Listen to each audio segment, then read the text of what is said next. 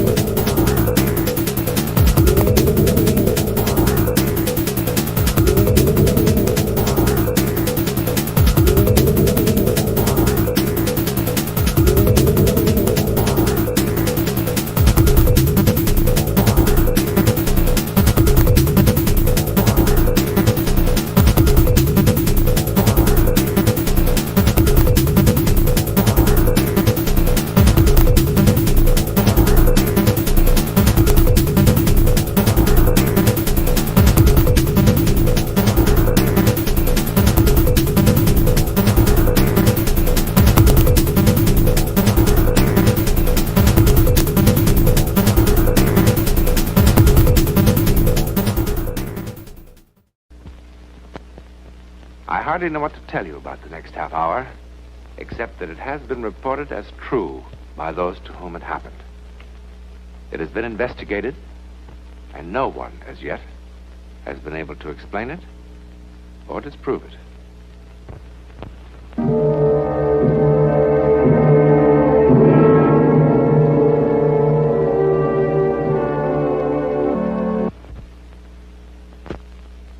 Stern, Harold,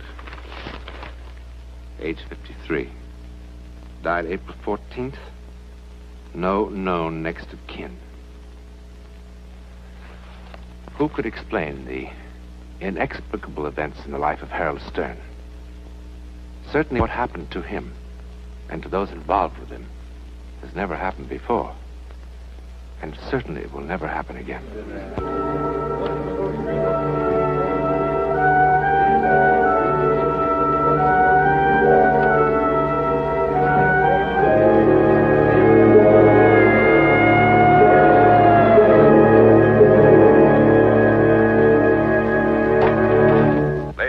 Once again, we repeat the special bulletin regarding Harold Stern. It is very urgent that Stern, whose last known address was 127 West 16th Place, repeat 127 West 16th Place, be located at once. Anyone knowing his present whereabouts is asked to immediately contact...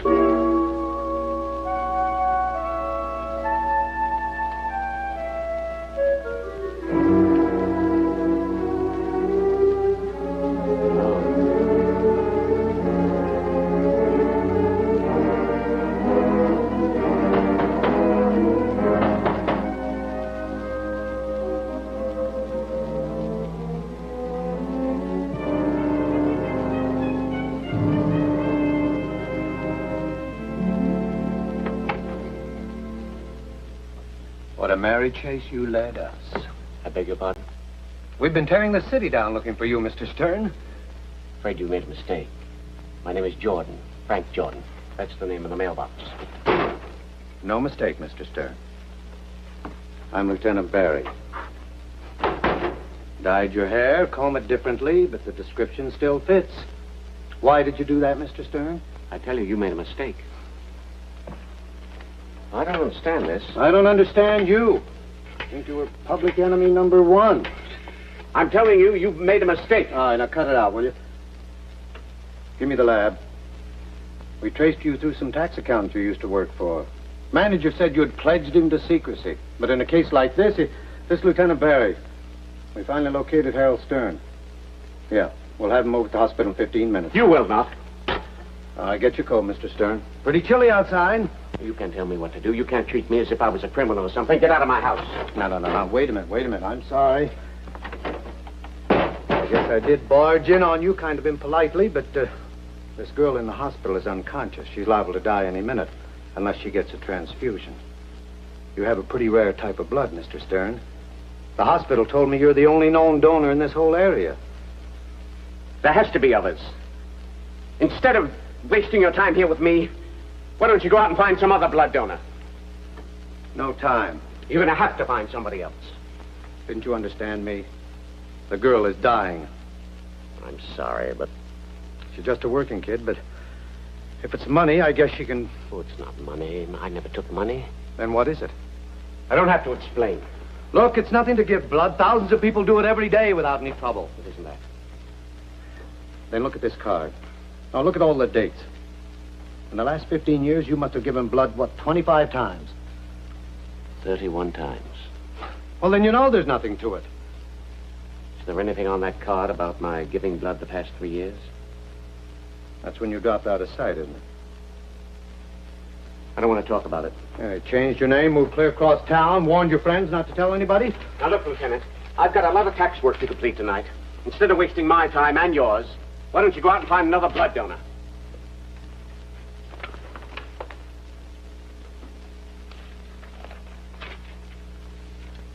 I see you sign these tax returns with this new name, Frank Jordan. I suppose you've changed it legally. Yes. Fine. Got a copy of the court records around? I mean authorizing the change? No. Where do you keep them? Bank vaults? Yes. Which bank?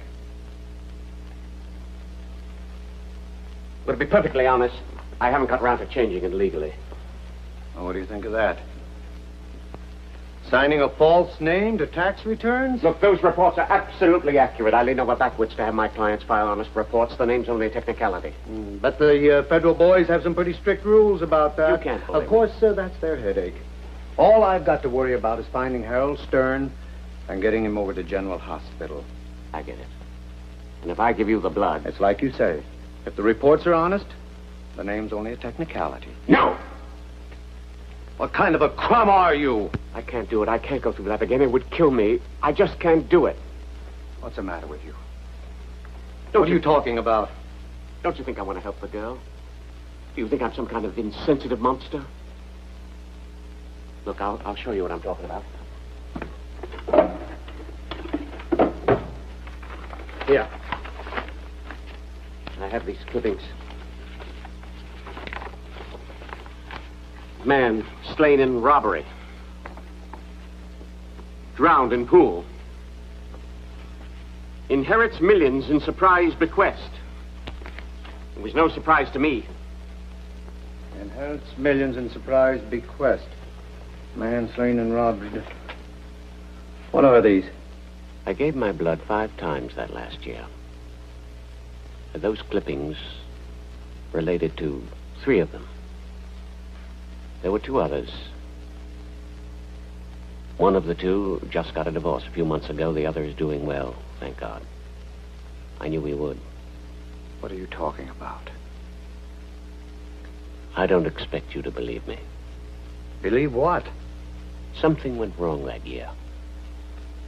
Whenever I gave my blood, somehow I became involved in their lives. I knew in advance what was going to happen to them.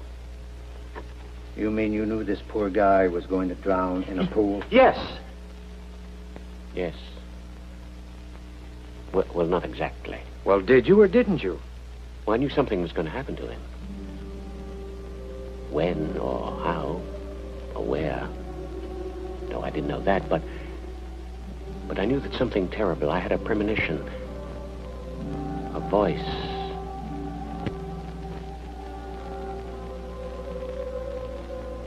I don't care whether you believe me or not. I don't care about anything but your blood. Now, come on. Get your jacket and let's go. No, can't you understand? I can't go on living with a thing like this. Knowing in advance something was going to happen to somebody. Oh, well, if it was something good, well, that's fine. But if it isn't and you can't do anything about it, it's a living hell. I just can't do it. I can't do it. Now, there must be some other blood donor with my type. You've got to find him. Williams, come in here a minute. We're taking Mr. Stern down to headquarters. Booking him on a charge of using a false name on government documents. I'll call the hospital and tell them it's all off.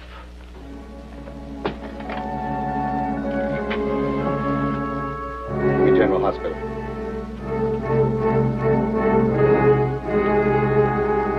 I'm sorry. Get in the car.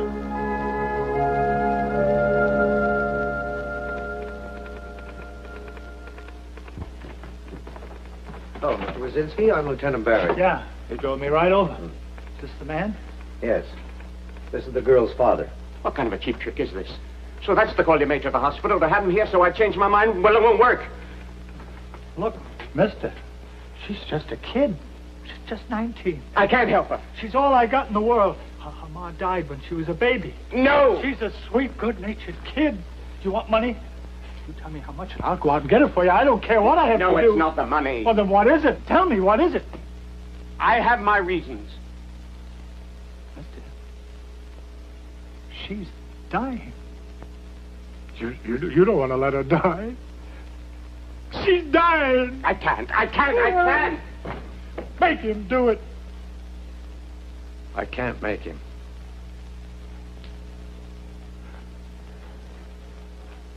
You're just gonna let her die.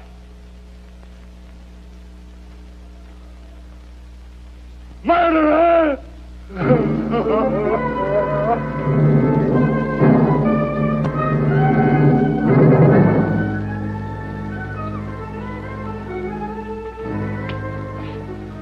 Go home now, Stern. I said get out. I thought you were going to arrest me. Get out.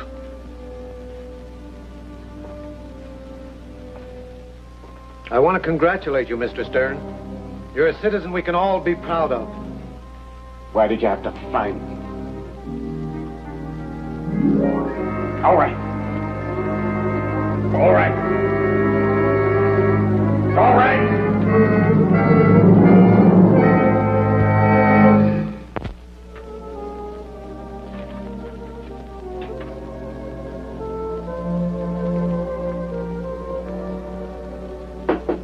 Mr. Stern? Yes? Well, I just came by to thank you. For what? Nothing. Just my life. I'm the girl who was in the hospital. Oh. I'm surprised to see you up and about so quickly. Quickly, almost a month, a whole month in that creep joint. How'd you find me? The people in the lab. Well, they shouldn't have given you my name. There were no thanks necessary. Oh, modest. That's cute. Well, at least there's one thing that's rare about me, huh? My blood type. I am happy to see you up and about, miss. Lynn.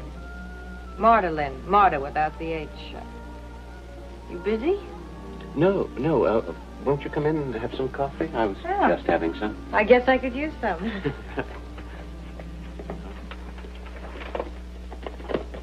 You still weak? Oh, I'll live. Is your father taking care of you?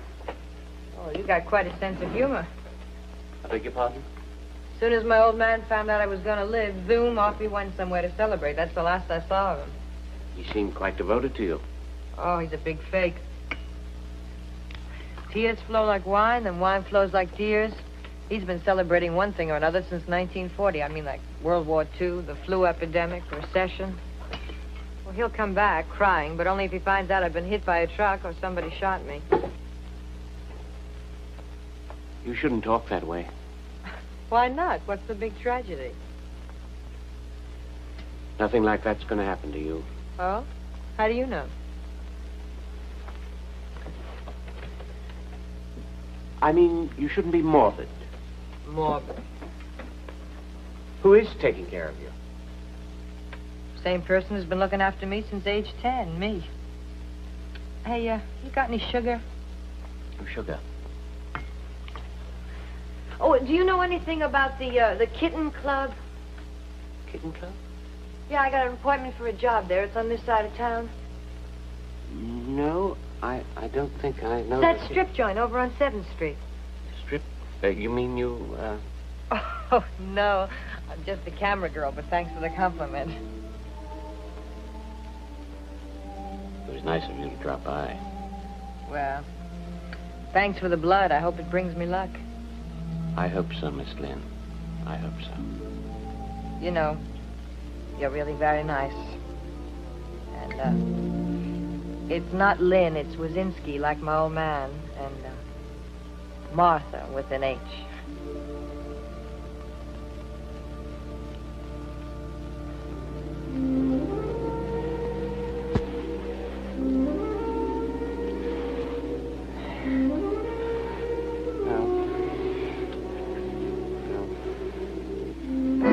No. No, please, God, no.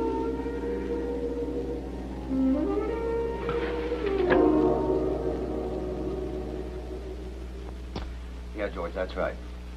Yeah, I'll meet you at court 9:30 in the morning. Well, both the men will be there. Where's the girl? Sure, just a second, George. Where's the girl, Lieutenant?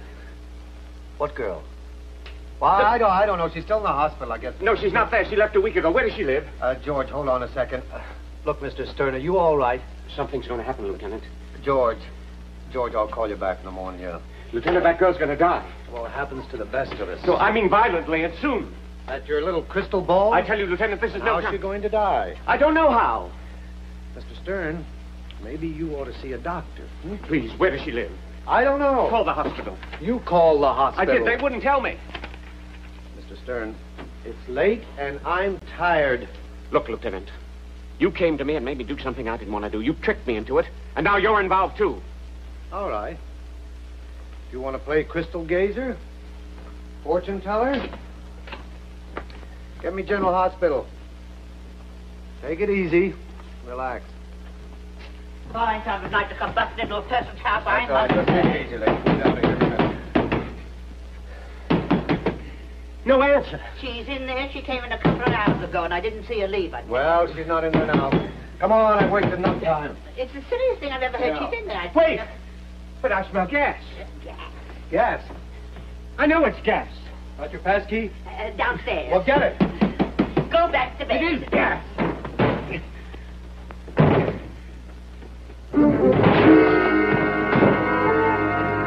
I told you something was going to happen. I told you.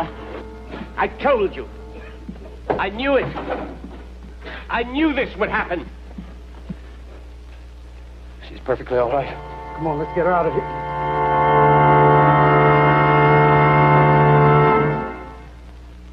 Oh, will you look at that door? The landlady will absolutely kill me.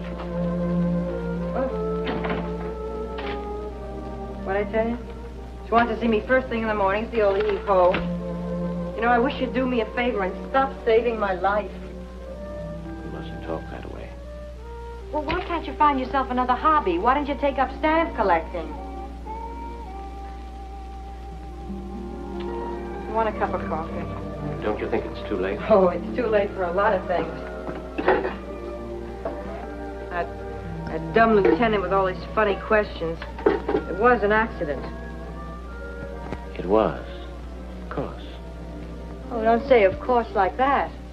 If I was going to kill myself, I wouldn't do it with a lot of smelly gas. Besides, I'm always having accidents. A couple of nights ago, I fell asleep with a cigarette in my mouth, burned a hole in the blanket.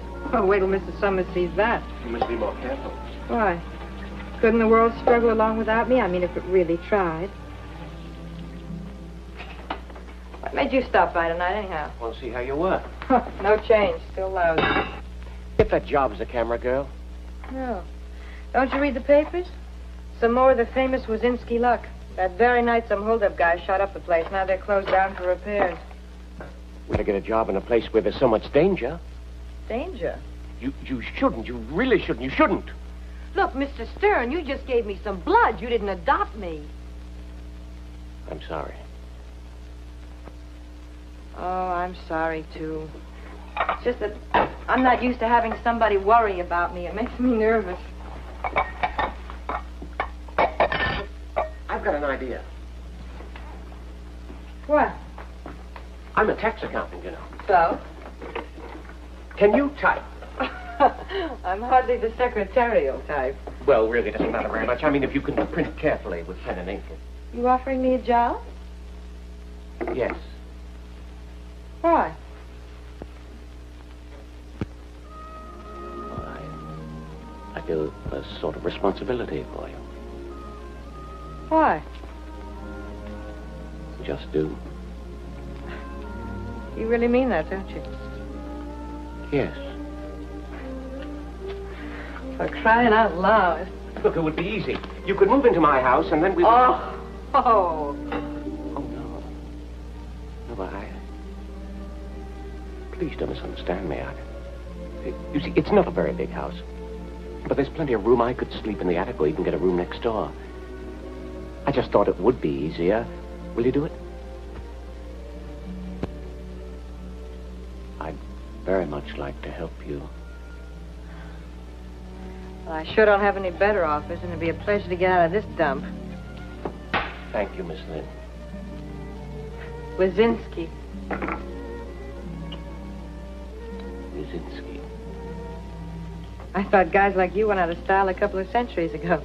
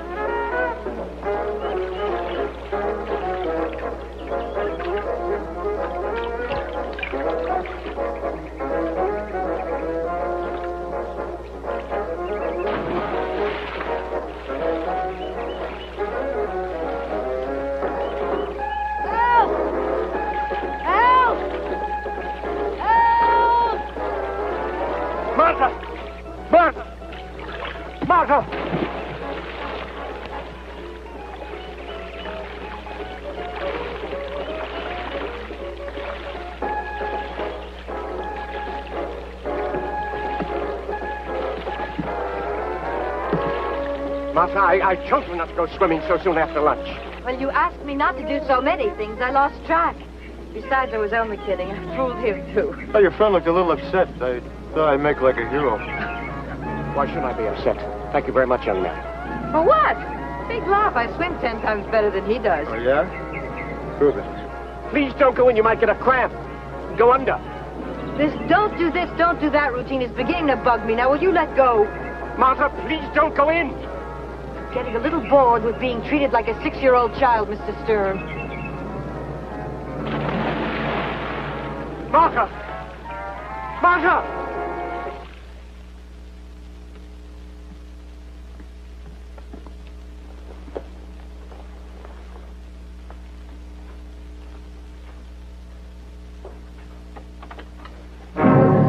Oh, hi, Grandpa. I forgot my key. You remember old Fearless Fosdick? Where were you? We went for a drive. Fearless and me went for a little drive. You're both drunk. 100% super-duper trooper drunk. What are you doing driving when you were drunk? Don't you know it's dangerous? You want to end up in a morgue? Worry, worry, worry. You know, you're like a little old lady sitting in a rocking chair worrying about this and worrying about that. Get out. Just a cotton-picking second, Grandpa. I did something wrong. I do more things wrong. Go to bed! Wait outside. Maybe I ought to go. You better wait outside. Okay, Gramps.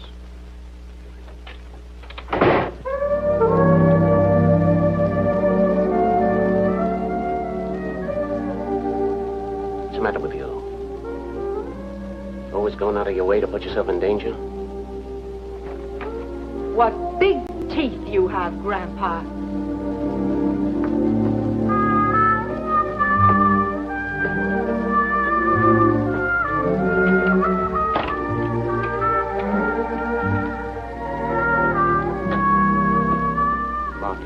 I'm sorry. Did you believe it? At first I got a bang out of this kindergarten routine. Martha, if you'd only listen to me, perhaps I could explain what I'm trying... Mr. Stern. All right. I'll show you.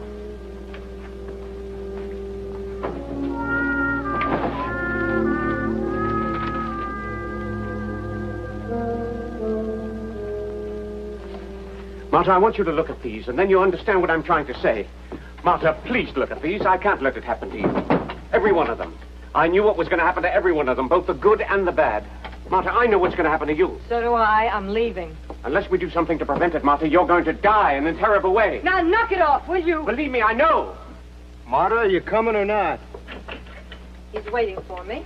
If you go with this young man, something will happen. I know it will. Martha, please, look at these. Will you please stop acting like this? It's embarrassing. Don't you think I know why you're doing it? What are you talking about? Oh, at first I thought it was cute, but who's kidding who, Mr. Stern? You're 25 years older than I am. What do you mean? You know what I mean. Now stop acting like that. What do you mean? What are you talking about? You must believe me. You just must believe me. I don't want you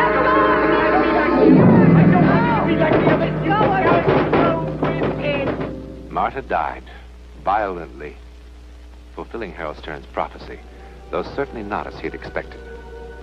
A few months later, Mr. Stern passed away in an asylum for the criminally insane, and there the matter ended. And yet there are those who still speculate about his fantastic power of clairvoyance. The woman who unexpectedly inherited a great fortune, the man who drowned, or his intuition that took him to Martha's room before the gas could kill her. Explain it we cannot. We can only wonder. Another enigma in the world that thus far remains one step beyond.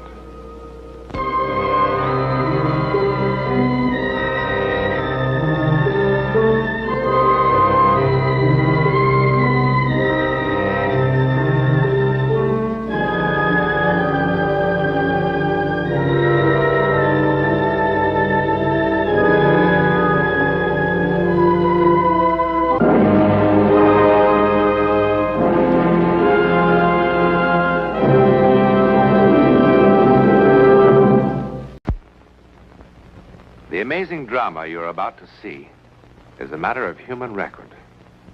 You may believe it or not, but the real people who lived this story, they believe it. They know. They took that one step beyond.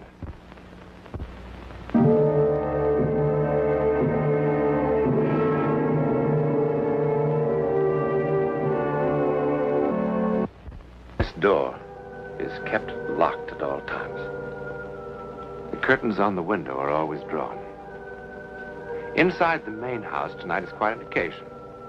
In the year the Parrish family has lived in Boston, this is the first time anyone outside the immediate family has been invited to the house. Story about the servants leaving just this morning. Well, goodness, Anna, why shouldn't he? It would hardly enter his head that we've never had servants here. We're all so good at telling lies, aren't we? Well, at least they are lies that hurt no one. Well, you'll be free of me very soon. You'll be married and in New York with Danny. Mama, to have somewhere that's really, really home. After all these years of moving one place to another and always being frightened. Mama, did I tell you what Danny said to me? He said he wanted 6 children. Of course, I just sat there and stammered and blushed. What's that? It's nothing. It's a recipe. You know, Danny even has names for them. Michael and Eric and David for the Margaret, boys. And we'll have the Beaujolais with dinner. Yes, Papa. Oh, darling, you better run along upstairs and get ready. Yeah. Danny seems to be the kind who never late. Not a second. Life must run like clockwork. That's why I love him. And I love you too, Mama. Oh, tonight I love the world. Ah! Mama. There seems to be someone in the garden. George, go and see what's happened. You know what has happened. Mama, please, please, don't. No one can see into that room.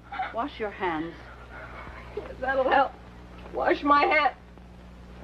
Will that wash away Jason? I hate him, I hate him, I hate him! Anna!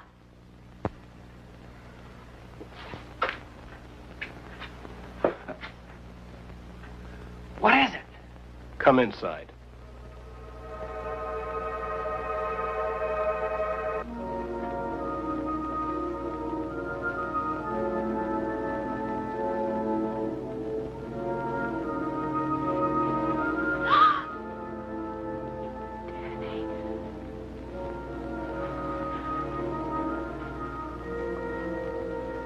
Tell me, what is it? Danny, there's nothing for you to be afraid of.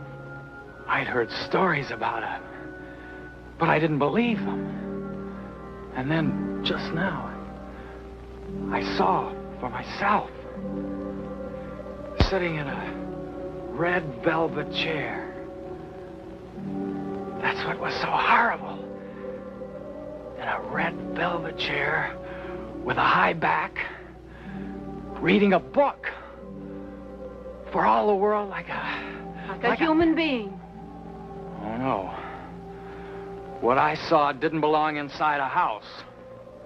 What I saw belonged in the sea. Danny, you're very young. I hope you will have the compassion to understand. Mama, no! He has to know. He is my son. He's Anna's brother. Brother? Danny, It happened before he was born. He was born that way? Danny. It is a disease that is not contagious, nor hereditary. Danny, what Mama says is true. Anna, I can't. Before God, what Mama says is true. Anna, stop All the it. doctors swore it. It's not sorry. hereditary. I'm Danny, sorry. please don't leave me. Please don't leave me. Danny! Danny!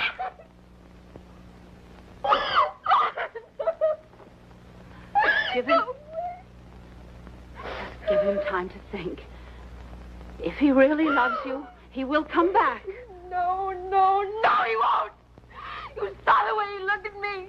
He was looking at our babies, and the babies I'll never have because of Jason. I hate him, and I wish he were dead.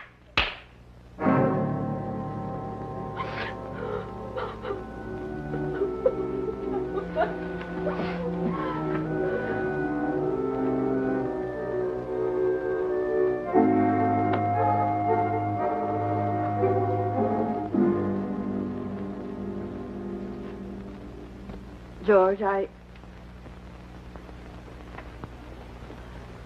think I shall send Anna away someplace.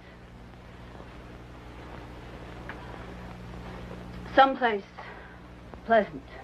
It's Jason who must be sent away, No, Margaret. George, not again, not now. Yes, now. George. How long can you be selfish? Each time we've had to move, whenever I've had to look for a new job, you know what agony it's been for him.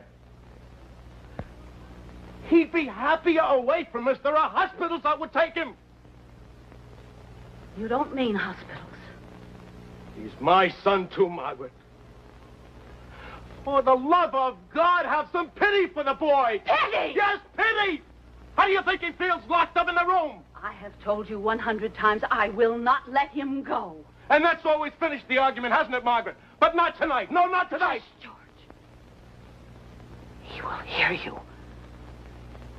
You cannot ask me to give up my life.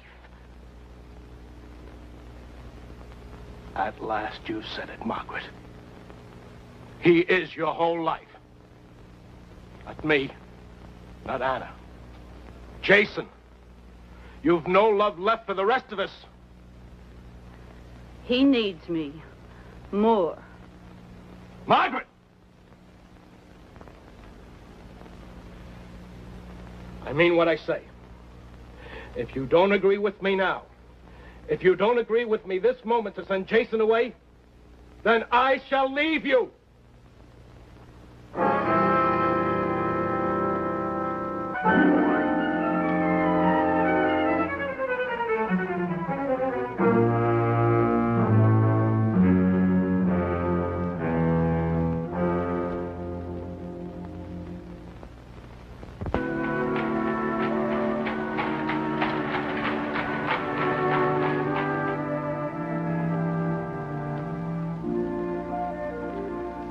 Parrish, I'm Edward Brown. It was very kind of you to see me. Who could resist such a letter? I'm surprised, madam, you confide these intimacies to a stranger. As a stranger, you could be of no help to me, Dr. Brown. Madam, let's be clear on this point.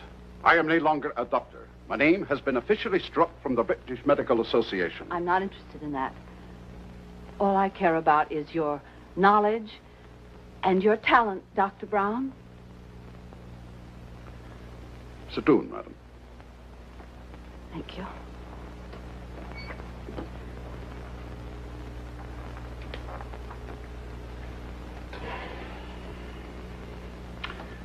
I remember hearing of a few such cases as your son's. Well, other doctors have told me that almost every 100 years a child is born with this affliction. You know, Jason says that he has read a theory that all mankind is evolved from the sea, the cradle of life. But Jason says that perhaps the seed of our beginnings is still with us, and that this is God's way of reminding us that we have not come as far as we would like to think. Cradle of life. Jason sounds a remarkable boy.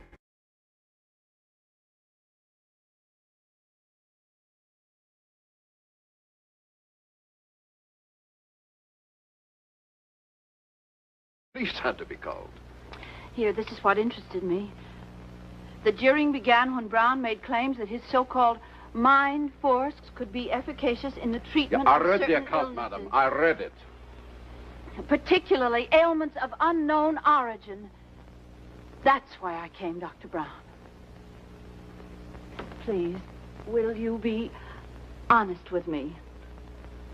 Have you been successful? There have been a few cures, and many, many failures.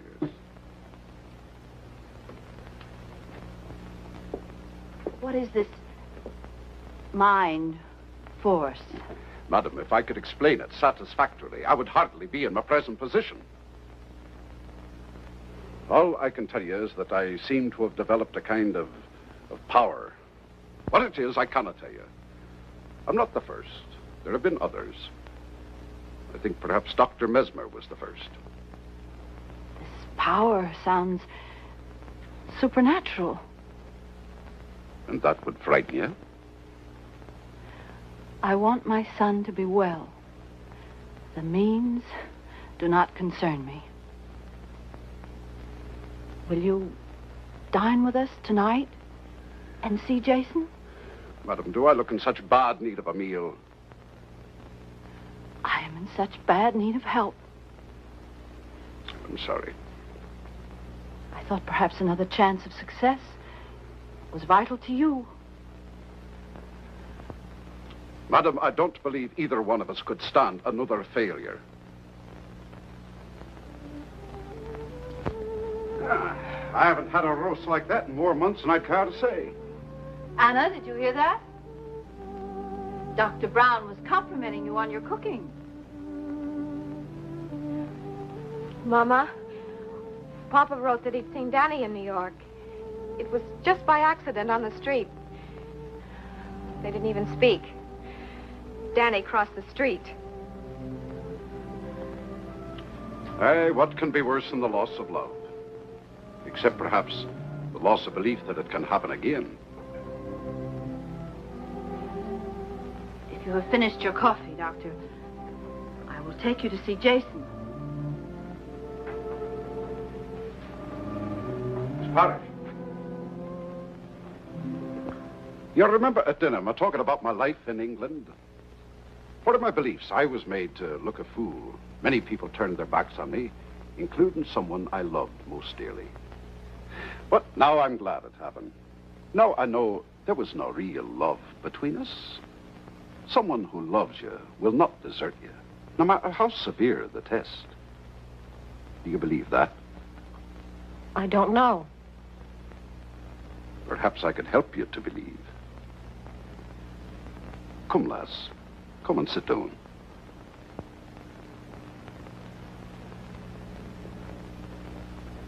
Perhaps I could help you to believe.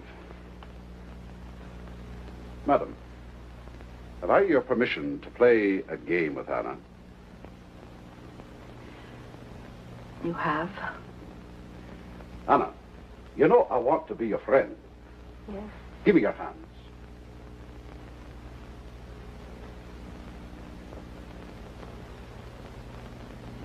Anna, fix your gaze on a point of light in your ring. Stare at it. Never take your eyes from it. I want you to imagine that I've tied a balloon to your wrist. Imagine that your hand has no weight in it. The balloon is pulling it into the air. Your hand has no weight in it. It can float in the air like a feather. The balloon is tugging up, up, up. That's it. Now, as your hand rises higher, it will come toward your face. Keep staring at that one point of light.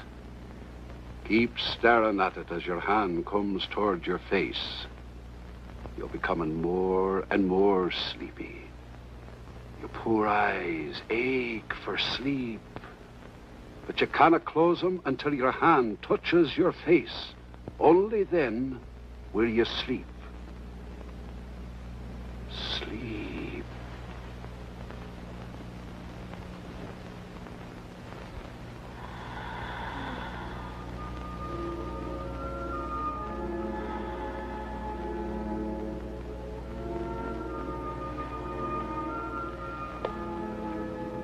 It's easy with someone so eager to escape. Does she hear us? Only me. What sort of sleep is this? Where is she? I warned you. Somewhere, Miss Stanton. You remember what I told you about the power the mind has over the body? Let me show you. Anna, now you are even more deeply asleep. You hear nothing but my voice. Yesterday, you had an accident in the kitchen. You scalded the back of your hand with boiling water. The skin is still raw and sensitive from the burn. Touch the back of her hand.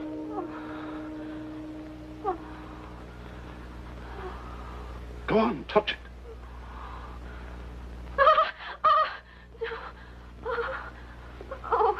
The burn is healed. The pain is all gone.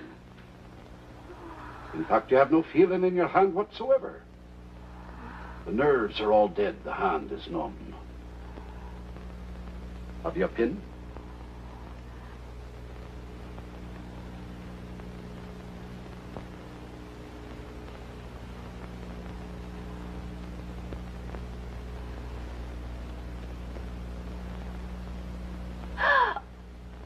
It will not bleed.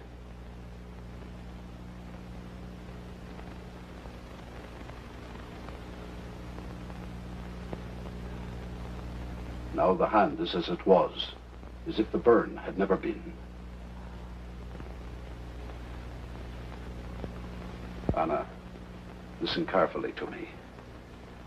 When you wake up, you'll be as happy as you were before Danny went away. You will not forget him. You will only forget the pain of his going away. You will feel the hurt no more. When I count 3, you will open your eyes and be wide awake, feeling happier and more rested than you ever have in your life. 1, 2, 3.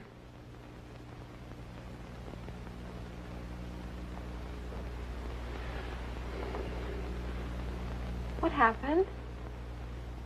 I was listening to the doctor, and then I... Well, I guess I must have dozed off. Oh, I'm sorry. You must think I'm terribly rude. We'd be a deal healthier if we all took a bit of a nap after dinner. Now, Mrs. Parrish, if you'd be so good as to let me have the key to Jason's room. Yes, of course.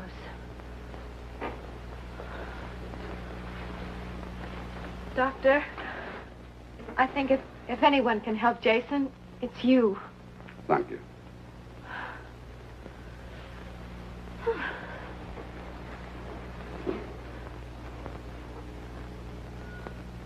Shouldn't I come with you? You said he was expecting me.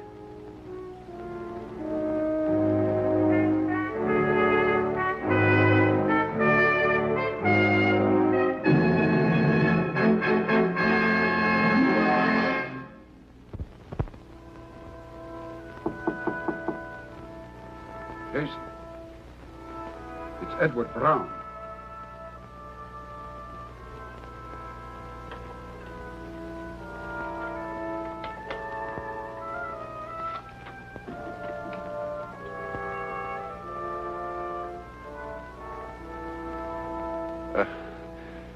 My name is Edward Brown.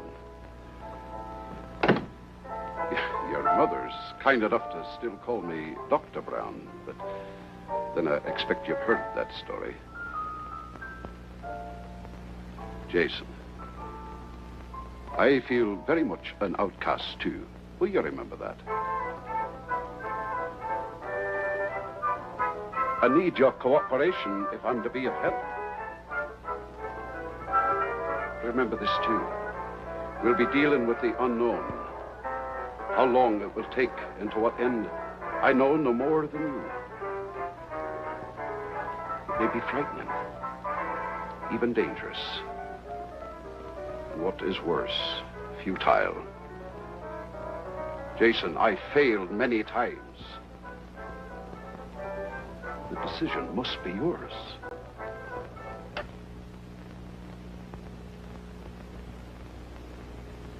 Good.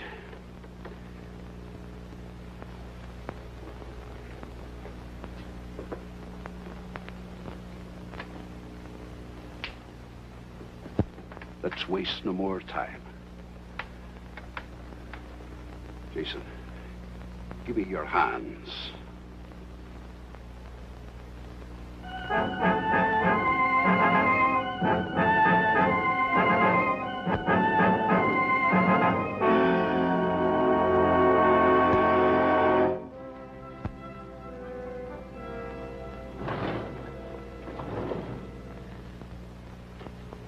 Not even on Christmas Eve.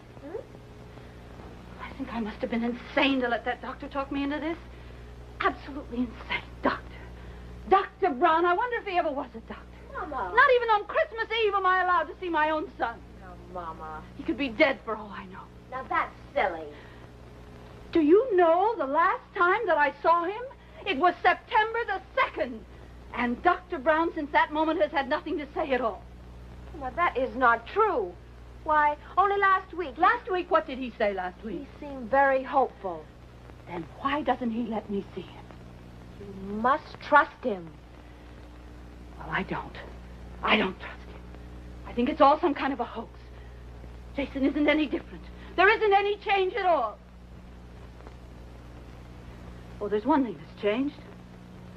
I've lost him. Jason isn't mine anymore. That's it. Well, that's what's upsetting you, is it, Mama?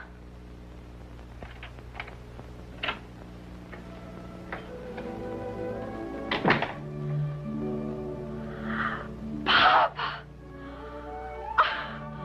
Oh, thank God you're home. Oh, we need you so much. Hello, baby. Hello, Margaret. George, I'm glad you're home. Papa, you're in time for Christmas.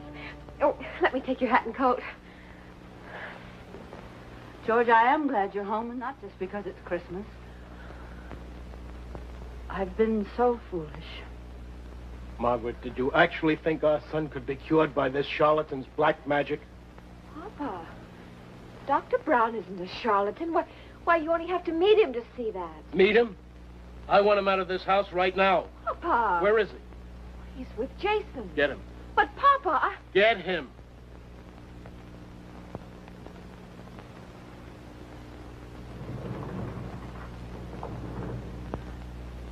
I was desperate, George. I know, Margaret. Margaret, I brought someone with me. He's waiting outside. Why? He's from a hospital in New York. No! Margaret, listen to me. No! I've seen the place. No! No, I've lost him once. Never again, never again. Margaret, we'll go down there together. You can see it for yourself. No! I have seen those places. I know. I would rather have Jason dead first. Margaret, all the papers have been signed. No! There's nothing you can do, Margaret.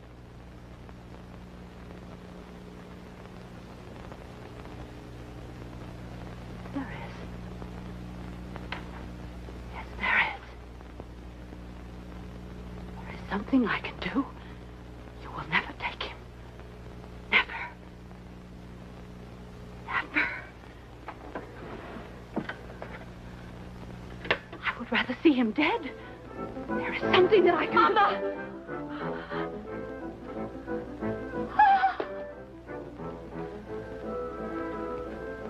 It was Jason's wish to wait till Christmas.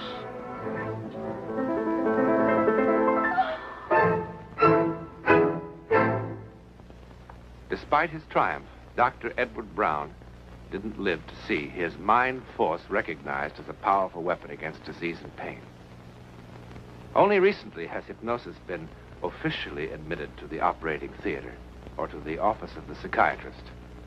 Today we accept hypnosis as fact. Who knows? Perhaps tomorrow, telepathy may be fact. Moment of program note about next week.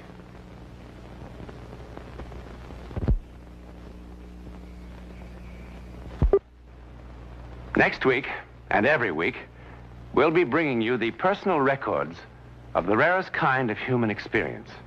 Man's adventure in the world of the unknown. That mysterious psychic world beyond our five senses. This is your invitation to take with us that astonishing one step beyond.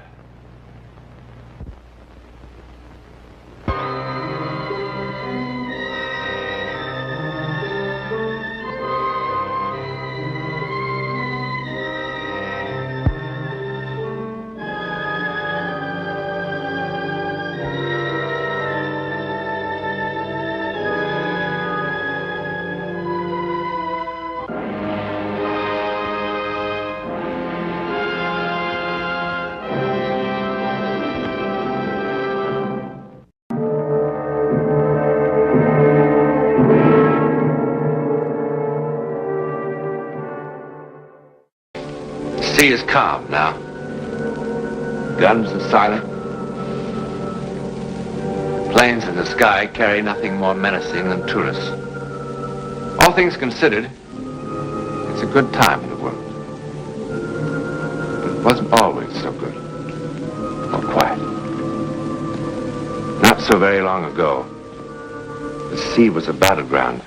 The sky was filled with death. World War II. It hardly seems real to some of us now. Something consigned to history books. But there were things that happened that never made the history books because they were too incredible to be recorded. That is, except in the memories of the men involved. They remember and will certainly never forget.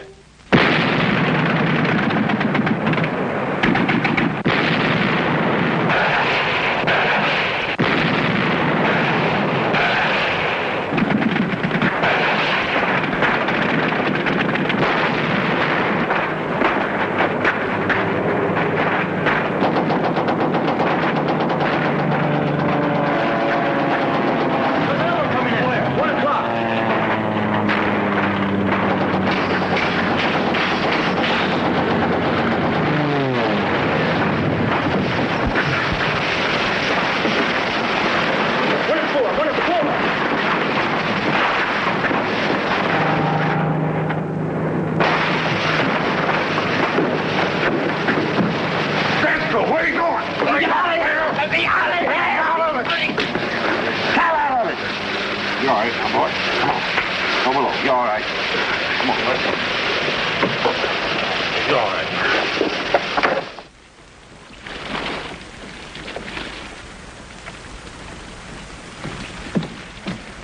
How many hits did we get? 2, sir. Nothing serious. All right. Secure all battle stations. Secure all battle stations. Secure all battle stations. Well, I hope it's the last we see of them for a while. Sir, all gun crew reports secured. What was the foul up on number 1 gun? Driscoll came unglued, sir. Well, take him below and have Harris tend to him. I did, sir, but Harris is in no condition to treat a sick dog. Again? Yes, sir, again. The engineering officer reports, sir, the electrical board is out. Be at least 6 hours before repairs are completed. All right, Boats. Aye, sir. Well, this is sure a lucky day. So for 6 hours, we just sit here. Wonder how long it'll be before one of their reconnaissance planes spots us. It'd be quite an afternoon, sir. Could be. What do you suppose made young Driscoll crack up? He'll be all right. I'm not worried about him. Harris? Yes, sir. I think I understand, Harris. Well, I don't, sir.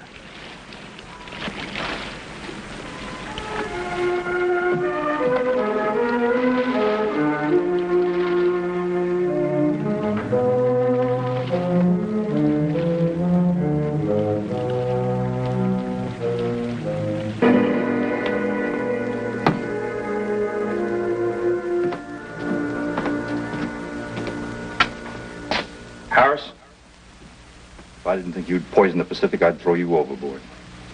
Wouldn't that be against Navy regulations, sir?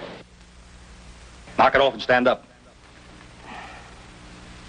That's going to be a little bit of a problem. Knock it off and stand up!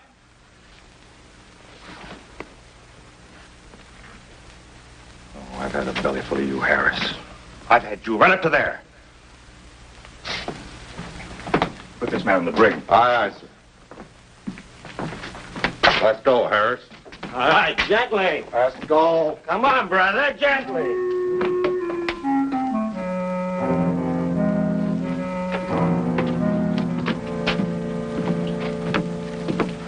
Sir? What about Harris? You see him? Yes, I saw him. He was stoned again. I had to put him in the brig. That's the 3rd time in 2 weeks. May I speak frankly? Since when do you have to ask? I sincerely hope you're going to recommend court-martial this time. Harris's behavior is having a detrimental effect on the rest of the men. I know. But you see, Stacy, Harris is trying to... Will, we all have problems. Take over the watch, Mr. Stacy. Aye, sir. Keep your fingers crossed. 6 hours sitting here like a fat duck.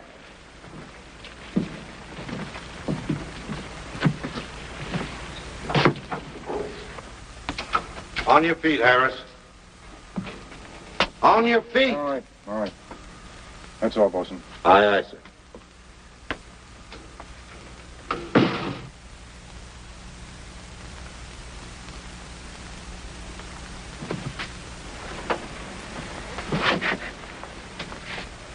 Harris, you're a pretty intelligent fellow. Do you know what being drunk during a battle means? You know what a court-martial would do to you? Yeah, up against a wall.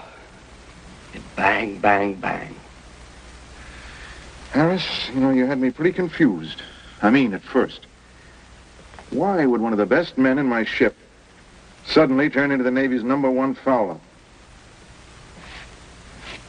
You drink a little, you forget your troubles. What's wrong with that? You ought to try it, Captain. Maybe you could forget how we're stuck out here all by our lonesomes. Who knows, you might even forget the whole lousy war.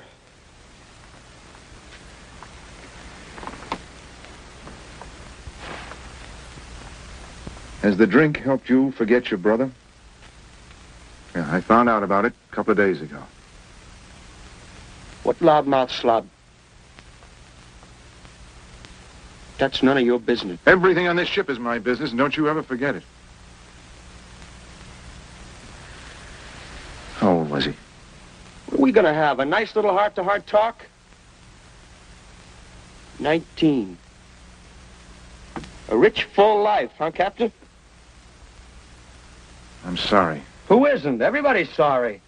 The Navy Department, my mother, the girl who was in love with him. Nobody's as sorry as me. I talked him into enlisting.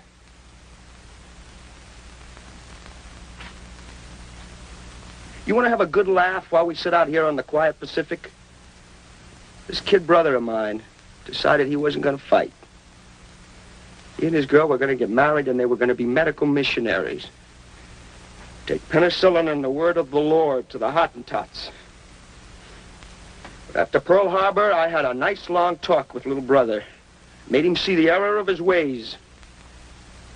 You should have heard me, Captain. You would have been real proud. I used every cliche in the book. I didn't miss a one. You have to do God's work with a gun before you can do it with a medicine and a hymn book. I even said that.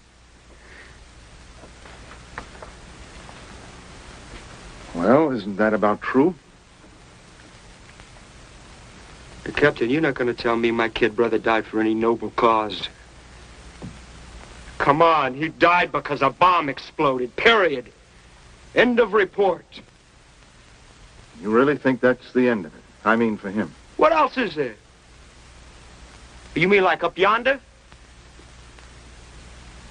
Who knows? I know. There's nothing. Nothing except what you can see and hear and touch, and you can quote me. This is real. This lousy ship, this stinking brig. You and that little gold braid. That's real. There isn't anything else. There's nothing else. That's also real, Harris. That's the only reality, God help us. If you have to hate somebody for killing your brother, try hating the enemy.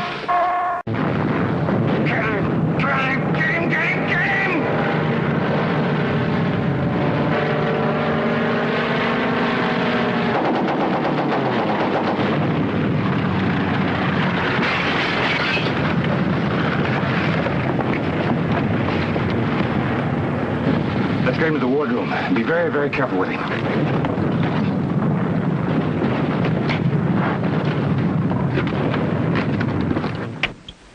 But, sir, you know we're under strict orders not to break radio silence. Just do as I tell you. Contact the heavy cruiser Athena and tell them I want to talk to their chief surgeon.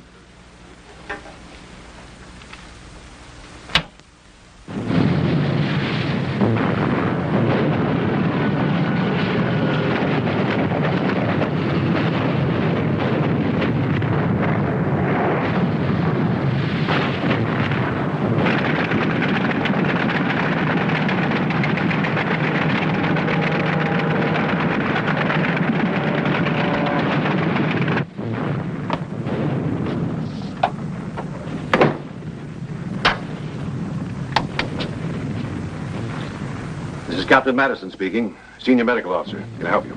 This is Lieutenant Commander Stacy. Commander Fielding, our skipper's badly hurt. He's bleeding to death. We don't know what to do. Fielding? Bill Fielding?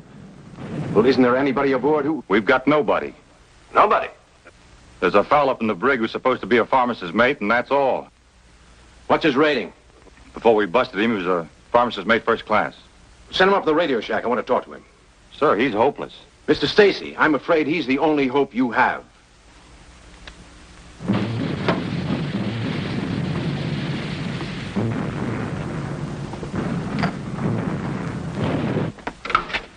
On your feet, Harris. Welcome to my home away from home, Mr. Stacy. On your feet. You gonna throw me in the ocean like you promised? Move, Harris.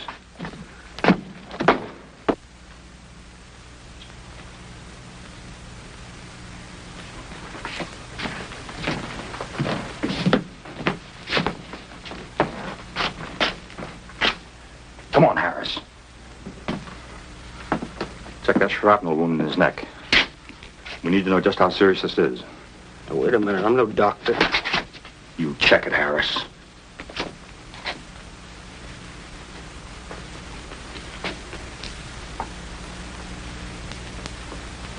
Wow.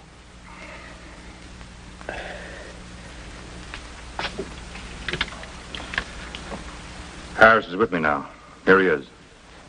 Tell him what you told me. I examined Commander Fielding. What did you find, Harris? He's got a hunk of shrapnel in his neck. Exactly where? It's on the left side, a couple of inches above the shoulder. How bad's the bleeding? Well, it's pretty bad. Mr. Stacy tells me you're a pharmacist mate first class. I was. At the moment, I'm a prisoner of war. Stop clowning. What do you want him to do, sir? How long will it take to rig a loudspeaker in the wardroom? A couple of minutes. Get some men on that. Good. Now have Harris break out the instruments and start scrubbing.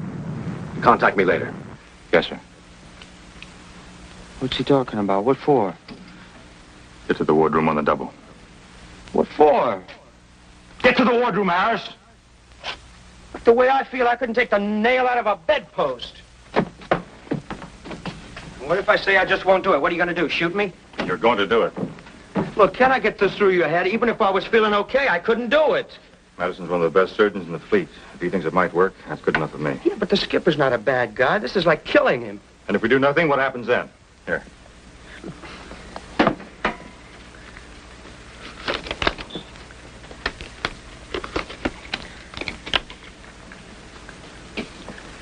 We're ready, sir.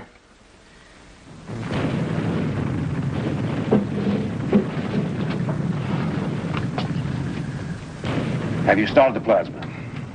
Yes, sir. Look, sir, I got the shake so bad I can't do this. Is he still unconscious? Did you hear what I said? Is he still unconscious? Yes, yes. All right, good. Now, we can't risk using anesthetic in his condition.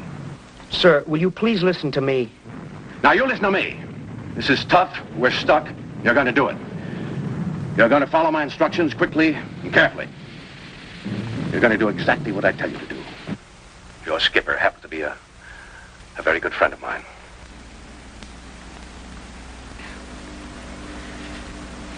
Okay, let's get on with it. Let's get the thing over with. All right, now. Get some Kelly hemostats from the tray. Yes, sir. Open the sterilizer and get those hemostats and put them in the alcohol.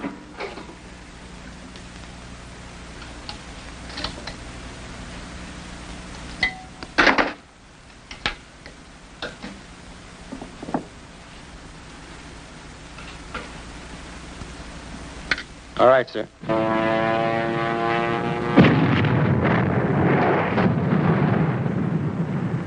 Now, swab down the wound with antiseptic and drape the area with sterile towels.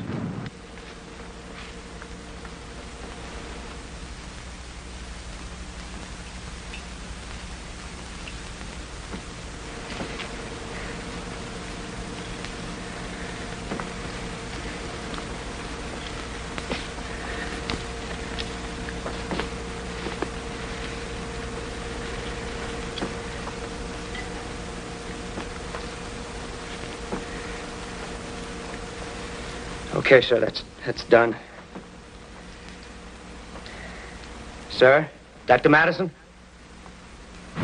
Dr. Madison, are you there? Yes. All right now, Harris. The first step is to clamp off the small veins. Tie them with the suture. You'll see which ones I mean when you begin. If we're lucky, you'll have no difficulty locating them.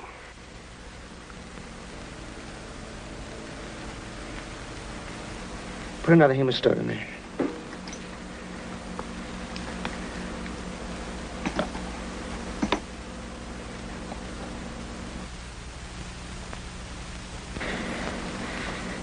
Okay, sir. Now you should be able to locate the fragment of shrapnel by gently probing the area. Begin. You better find it.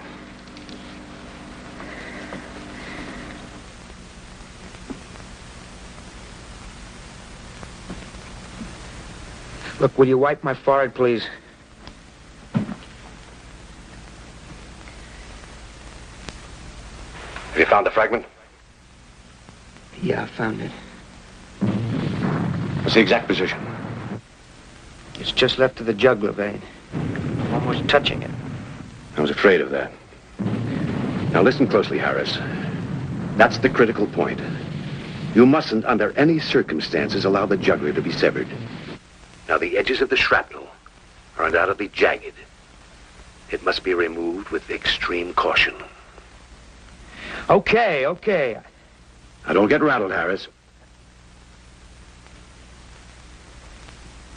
Yeah, that's easy to say. Just take it easy for a couple of seconds. Take a couple of deep breaths. Yeah, take a couple of deep breaths. What's that gonna do, huh? Harris? Okay, let's go. Let's get started. All right. The veins are tied? Yes, they're tied. Very well. Now, grasp the fragment with the hemostat. Gently, firmly. Yeah. I had it. It slipped away. Try again, Harris. Now, try to be just a bit firmer. Once you have the clamp around the fragment. It is jagged, isn't it? Well, it's like a top of a tin can. Are you all right, Harris? Yeah, I got it now. Good. Now, the removal of the fragment is the most delicate part of the job. Now, you've got to let me guide you. One wrong move. What is it? What's that? I don't know. They've broken contact. Oh, not now. Oh, come on, not now. Well, if we don't get that thing fixed, he'll die. I'll go up to the radio shack and try to get through. Don't try anything by yourself, you hear me? Oh, hurry, sir. Hurry! What happened? I don't know, sir. The Athena just quit sending. Why? My God, why? Sounded like she was under attack. Maybe they knocked the antenna out. I haven't been able to raise a thing. Contact one of the other ships. Anyone. Find out what happened. I'll try, sir. 7-2. Break. Oh. Dr. Madison, for God's sake. Come on, please. Harris? Harris? Yes, sir. What happened? We lost contact. Is Fielding still all right? Yeah, he's still breathing. Well, let's get on with it. Oh, the clamp slipped. Look, I'll have to reach the fragment again.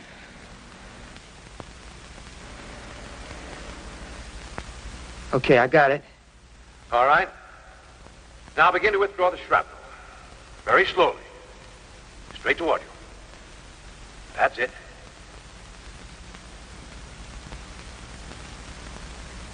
No, straight toward you. Carefully. Stop. I think he's gaining consciousness. That does not happen, Harris. He can move and lacerate the jugular. Now hold the fragment exactly as it is. Do you understand? Be very calm. It's okay, we're in luck.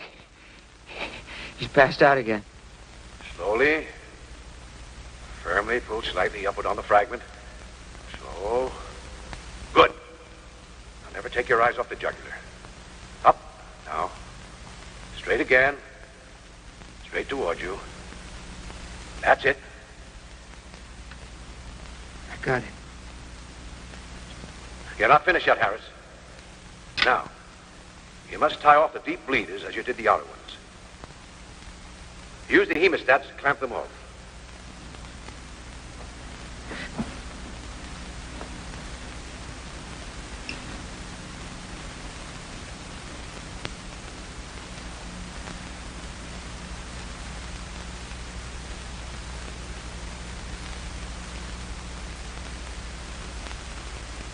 Okay.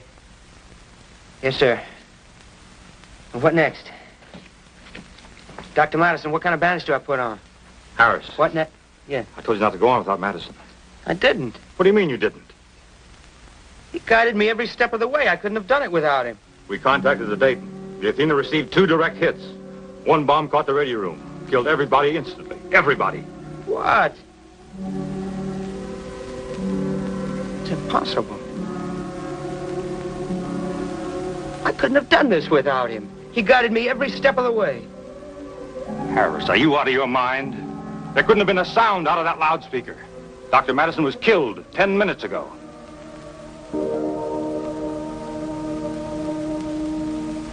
Lieutenant Commander Stacy was right about one thing.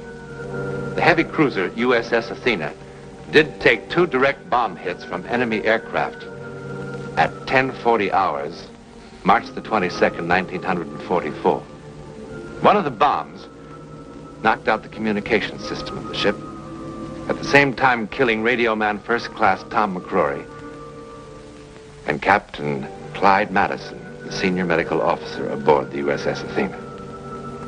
I suppose, too, that we reasonable people must agree with Lieutenant Commander Stacy on another count.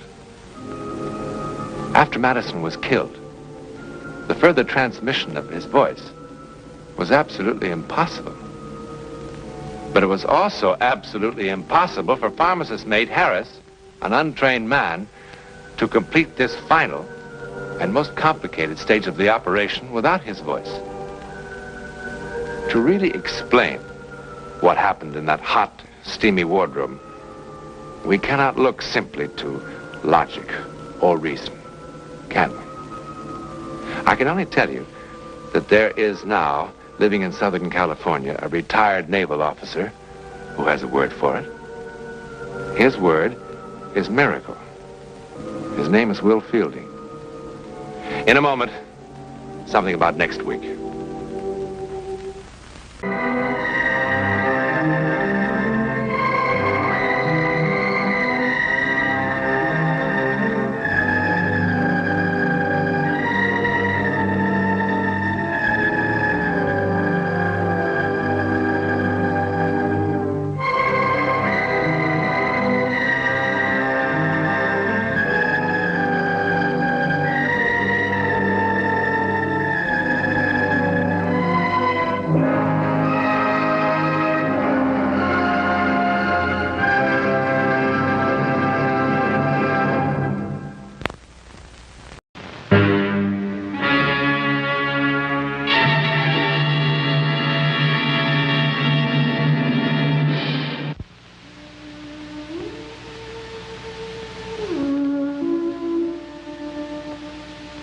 Do you like ancient castles?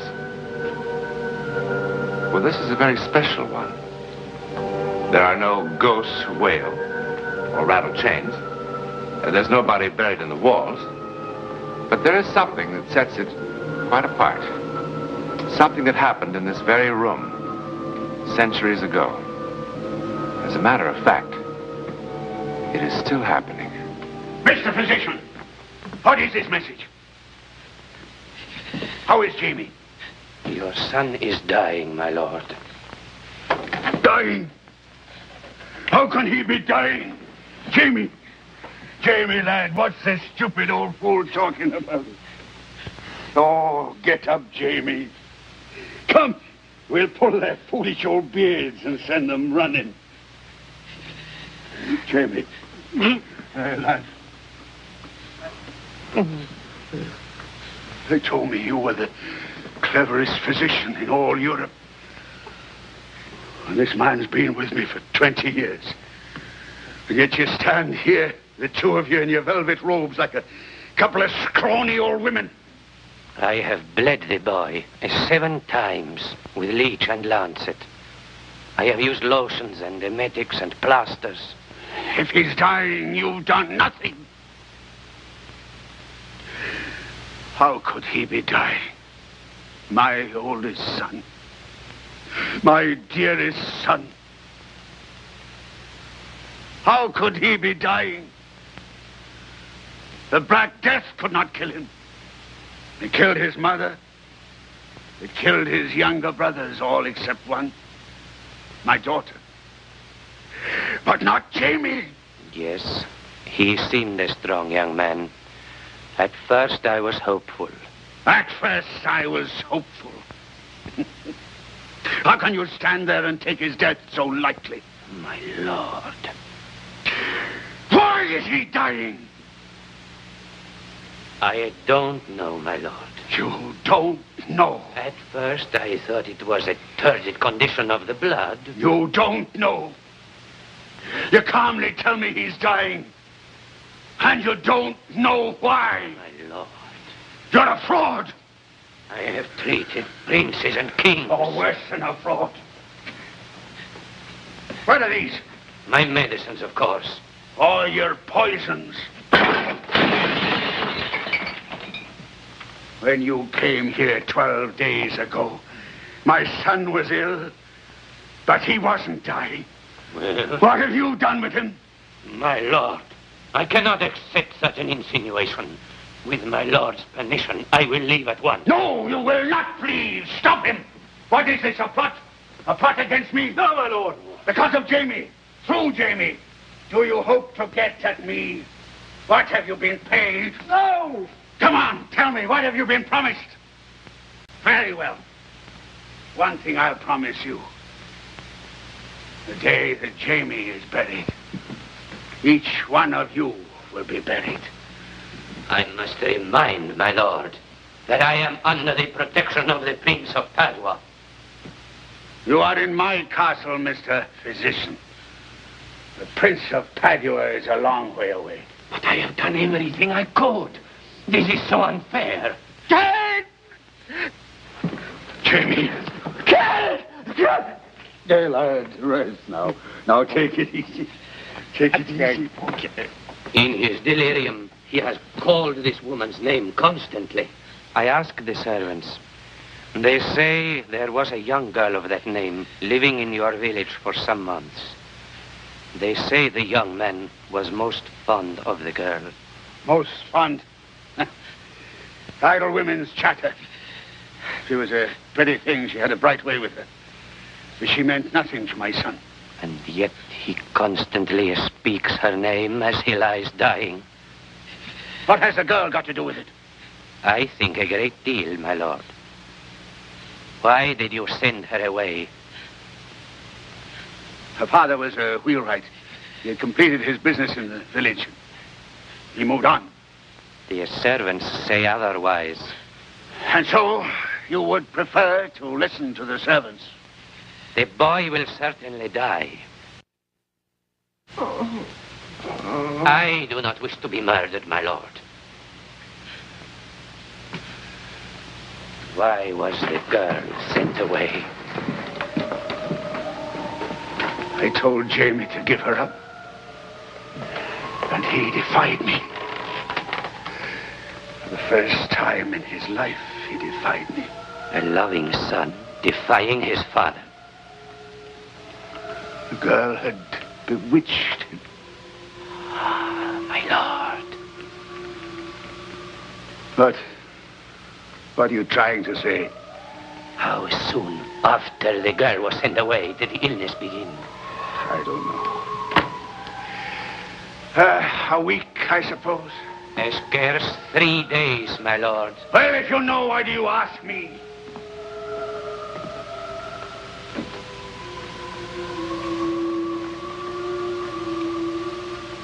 For almost 30 years I have practiced my arts.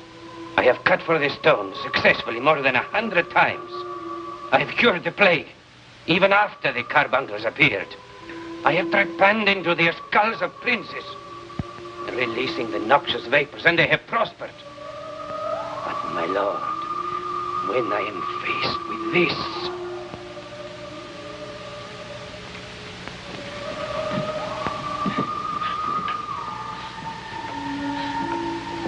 Mark the way he breathes, as though all the tubes in his body had been knotted. I have seen such agony before, my lord. In Naples, in Lausanne, in a village near Lyon. Each time the victim died, each time I was helpless. Why? My lord just spoke the word. What word? Bewitched. Are you trying to save yourself? If you think so, kill me now, my lord. She's just an ordinary girl. She's not a vagabond. She's not a gypsy. In Geneva, I saw 2 children, aged no more than 10, and of a splendid merchant family, whose acts of witchcraft were beyond belief. Oh. Jimmy! My lord. Jerry.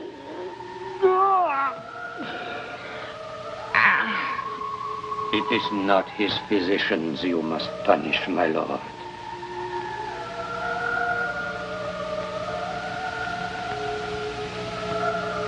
Find the girl. Bring her to me.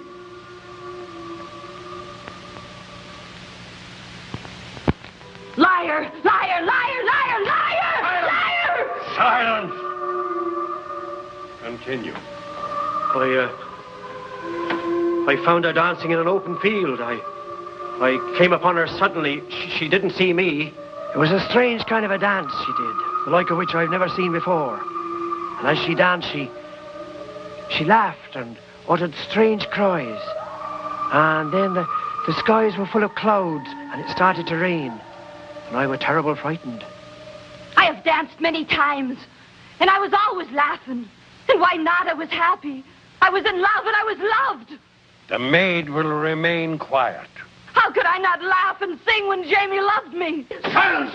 No matter how many of his witnesses lie, I did not harm him. How could I harm my darling Jamie? Tell the court all that you told me. Well, my lord, You told me she caused all the milk suddenly to turn sour. She did. And you saw imps flying in the air above her head. On 2 occasions, my lord, I did. And like all the other witnesses, didn't you see me whirl a cat in the air? I'd disappear after saying magic words. My oldest son is lying dead. And the witch mocks me. Catherine, with thine own hands, thou hast placed thy mark in the black book of perpetual death. Thou art a sorcerer and a witch. Now then, Catherine, hear the awesome sentence of this civil court. Thou shalt be remitted forthwith into the hands of the public executioner. No! To be taken to an open field, 100 rods from the castle gates. There thou shalt be bound to a wooden stake with leather thongs and burned. No! Take her! You take him from me! And now you kill me! Take her away! As much as I loved him, that's how much I hate you! If it's true! If I do possess the power you see, I curse you! And I curse all that follow you and bear your name! Says Jamie, your firstborn son died before his father. So will it be in every generation! Take her! I Take her curse away! you! I curse you! Burn her! I curse you! I curse you! I curse you! I curse you! I curse you! I curse you! I curse you! I curse you!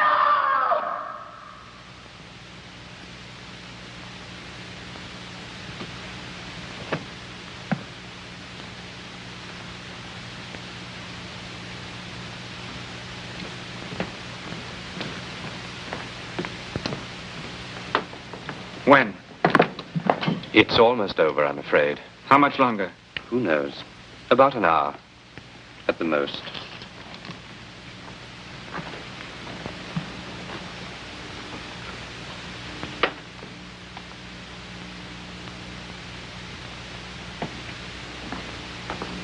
Well,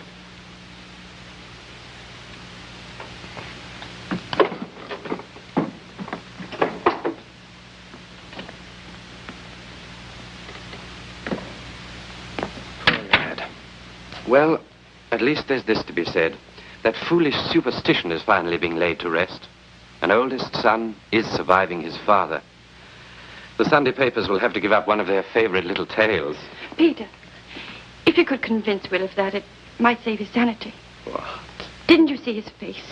He's very devoted to the Earl. He's feeling great sorrow. And even greater terror. Oh, now, Harriet, don't let's start that. I know him. He's my husband. He's absolutely certain that he has less than an hour to live. Will's an intelligent man. Oh, Peter, intelligence has nothing to do with it. He feels that you've passed the sentence of death on him.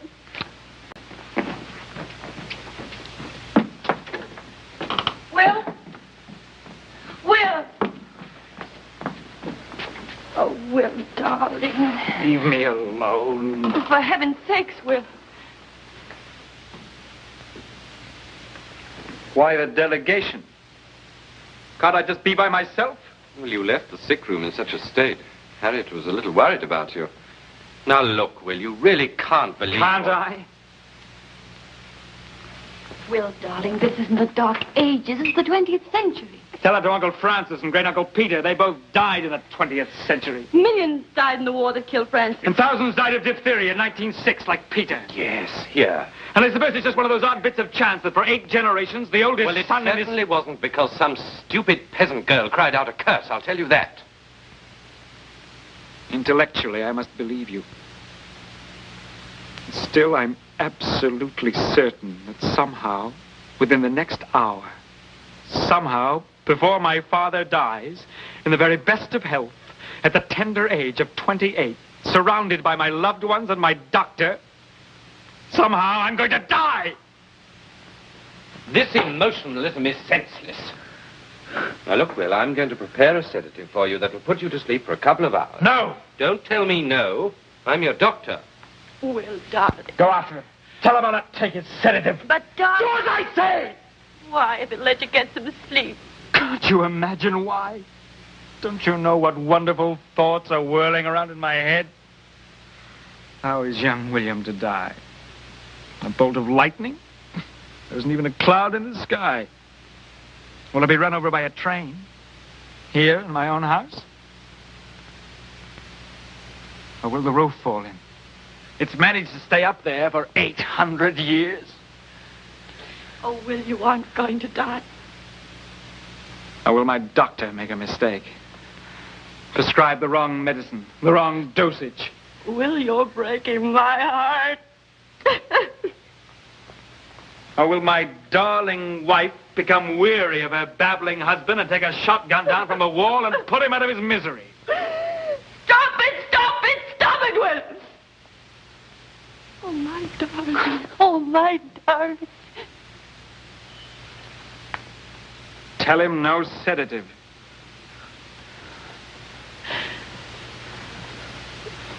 Oh, and Harriet. Yes. Check with the airport again, will you? See if you can find any new information on when Jamie's plane is due. Little brother Jamie. An Earl at 22. Not bad, eh? Oh, Will, for heaven's sake, stop. Of course, I do feel a pang of sadness for his firstborn. Nothing's going to happen. Perhaps he'll live longer than I did.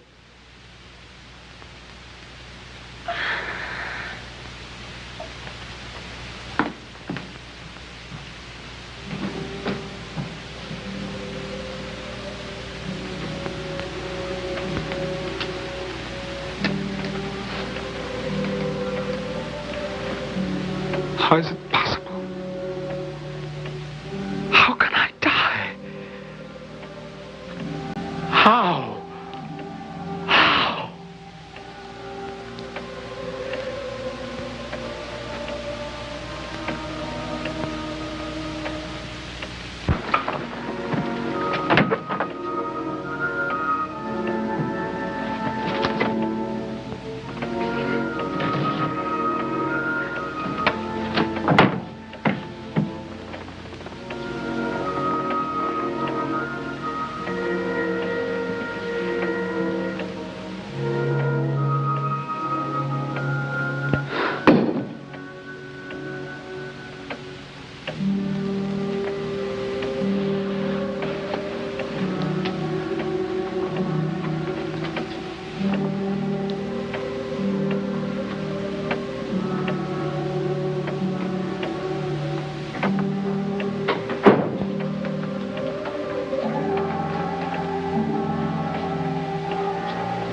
Lord William, are you all right?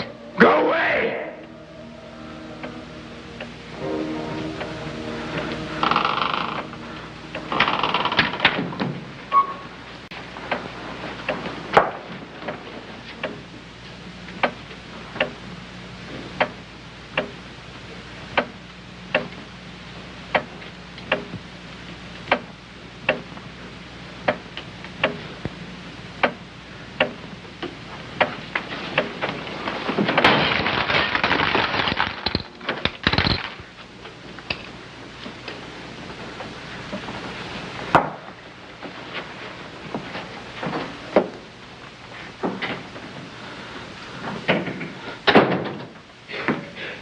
Will.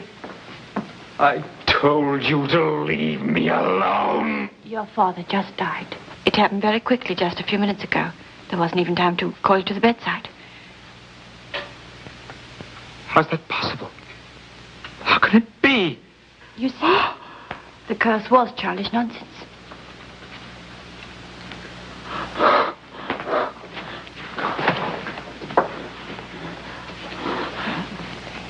I feel as if...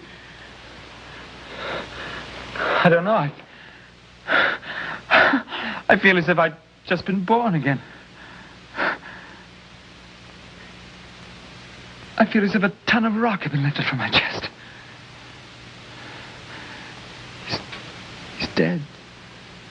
He's really dead. I can't tell you what these last minutes have been like. Oh, God. I know, darling, I know. I've died 10,000 times in this room, Harriet. Suddenly, everything's all right.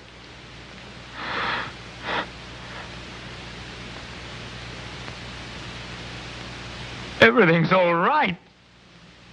Did you hear that? Did you hear what I said?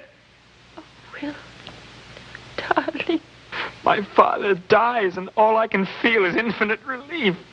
Oh, you poor darling, you've been through so much. He's dead, and all I want to say is thank God.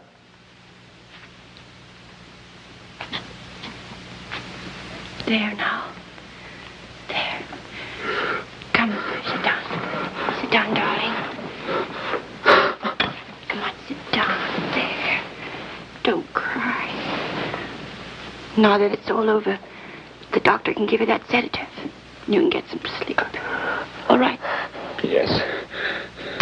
I want to sleep. Yes, you sleep. Harriet, I loved him. Oh, I know. I loved him. I know, darling. I know. I know. There now. Everything will be all right. Everything will be all right. There, darling. You'll be back in a minute. There.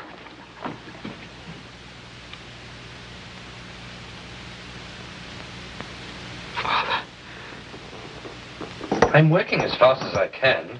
Now, just you relax, or I'll give you a shot, too. When he wakes up, he'll be all right.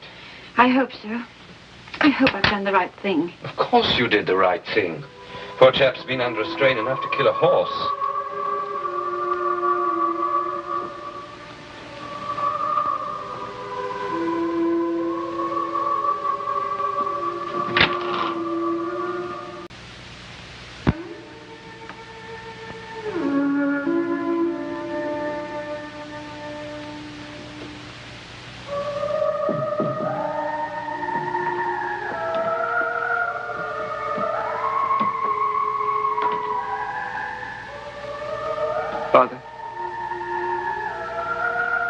Father, I didn't want you to die. It's just... I was so afraid.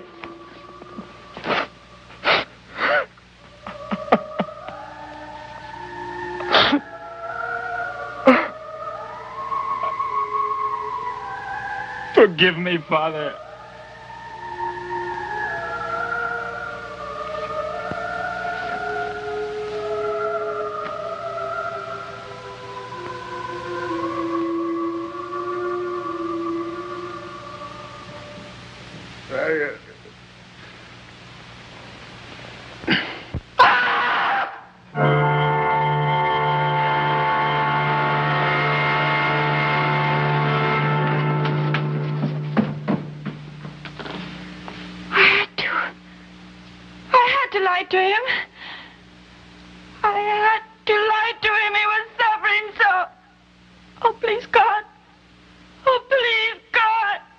So it happened again.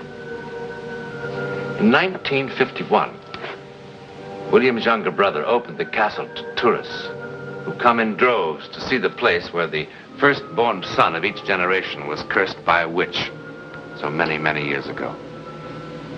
But certainly Catherine could not have been a witch. Certainly her trial was a farce. and her death a tragic injustice. But then why has her curse been so effective? Well, if we want to fall back on our old friend, coincidence, the odds on such a coincidence are 3 billion to 1. In any event, James, the present Earl of Culdain and William's younger brother, has never married. Curse or coincidence, the Culdain line will end with him. A clue about next week in 1 moment.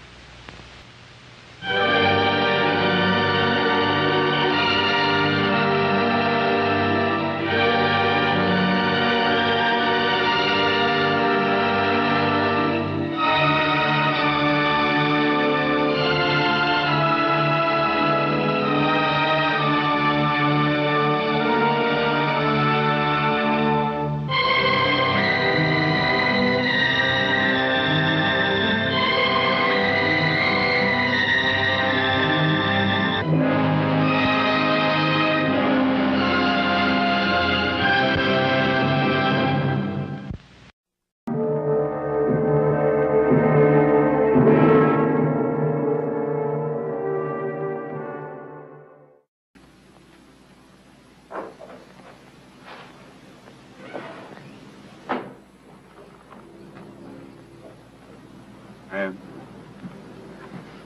it can't go on like this. And it's not going to help if something happens to you, too.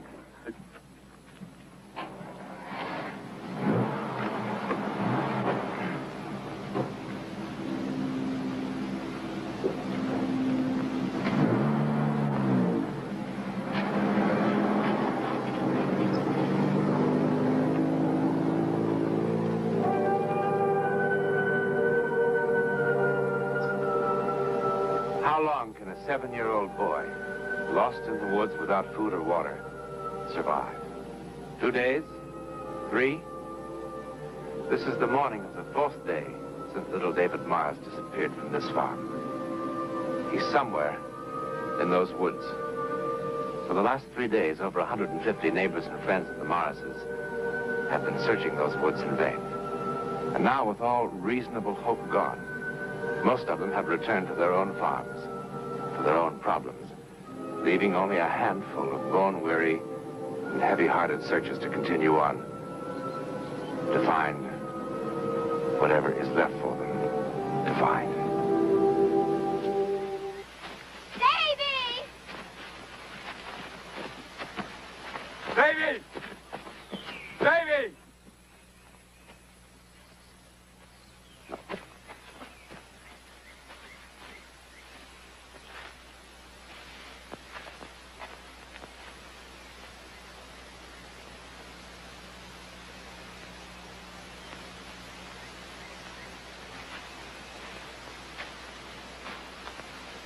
Davy?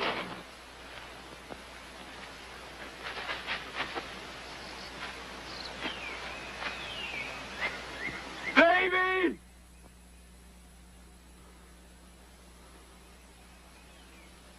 God, please help us. Davy! Davy!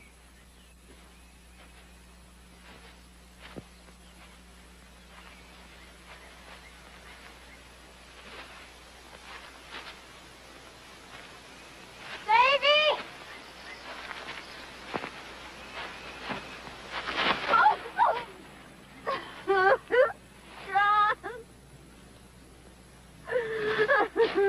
Ann.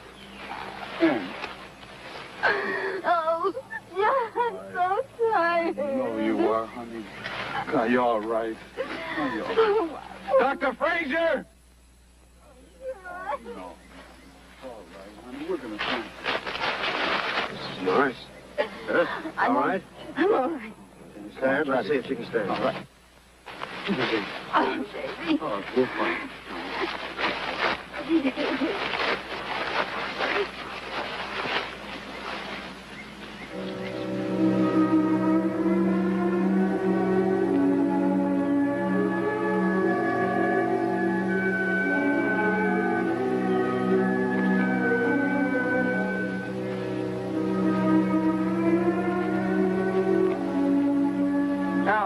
Mr. Morris? It's no use, Jim. It's no use. Mom! Here I am! Up here! Here I am! Up here! Davy!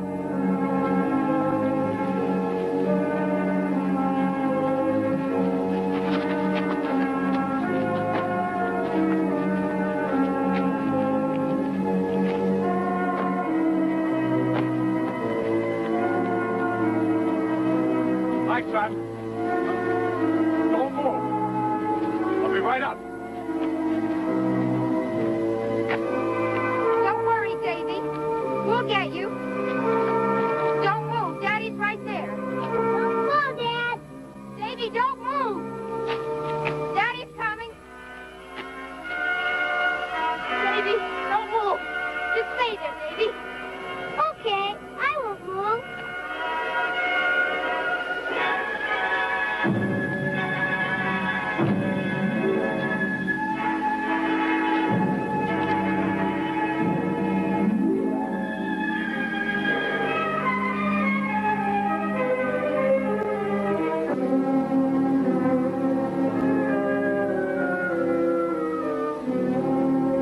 Right, Davy. Loop that around you. No. Around the other way, Davy. That's it. Under your arms. Are you secure? Are you okay? Yep. All right. Davy. Oh, Davy. Oh, Mom, it's okay. Don't cry. Don't cry. I'm okay. I'm okay. Davy.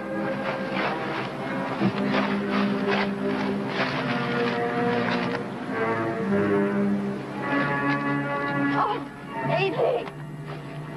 Oh, Davy. Davy, baby. Mom. Yeah, let's get that rope off. Come on, Davy, pick your He's arm. warm. He's well. Oh, thank God. Yeah, let's see. You've been away from home 3 days. Well, he's apparently in perfect condition. Only the good Lord knows how. Here, have a drink, Davy. I'm not thirsty. Davy. Davy, where have you been? Who took care of you? My friend. Who? My friend. Well, who's your friend, Davy? He doesn't have a name. Who is he, Davy? Anybody we know? I mean, he must have fed you. Where'd you sleep? All sorts of funny places. Like, who is he? Well, I never saw him before. When I got lost in the woods, he found me and took care of me. Took care of you. How? He put me up there so I'd be safe from animals and things while he went looking for food. Put you up there. How? He just reached up and put me there. Oh, Davy, what are you talking about? He reached up and put you there? Sure, it's easy for him. He's more than 3 times as big as you, Dad. Oh, Davy, Davy. Yeah, well, David's had an exciting 3 days. Now, he'll come through in fine shape. And why don't you take him home and put some food in that tummy of his? But what about my friend? He'll be coming back soon, and he'll be worried if I'm gone, won't he? Well, don't you worry about him. We'll take care of him. Take him home. Come on, Davy, let's go home. I'll go get the truck. Yeah, you do that, Frank. How in the world did he get up there? John, you smell anything peculiar? Yeah, something like an animal. Not like any animal I've ever smelt. It's musky. Yesterday, when we were looking in Box Canyon, Ann smelled the same thing. How'd he get up there, Doc?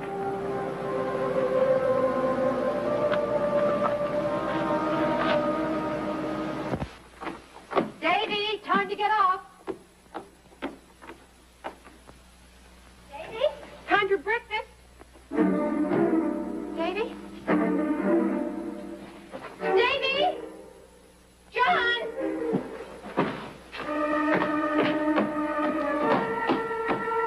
What's the matter? Davy's gone. I mean, he's probably just out playing somewhere. And now, look, you've got to get hold of yourself. John, did you smell that?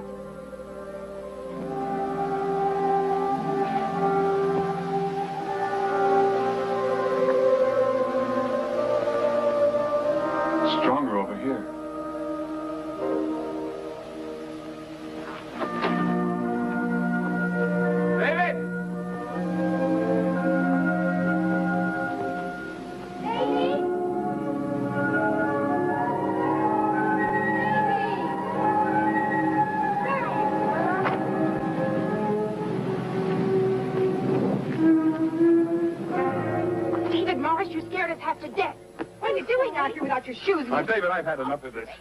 Now, you shouldn't do that to your mother. I'm sorry, but my friend came to see me and we played a while. Now, stop it, David. But he did. He carried me down out of the window. Now, I've had enough of your fibbing. And then he got hungry, so I took him into the smokehouse to get some meat. All right, we're going to settle this once and for all.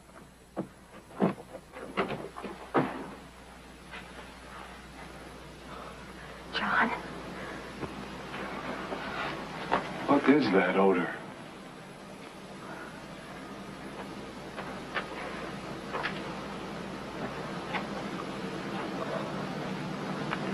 What happened to this meat?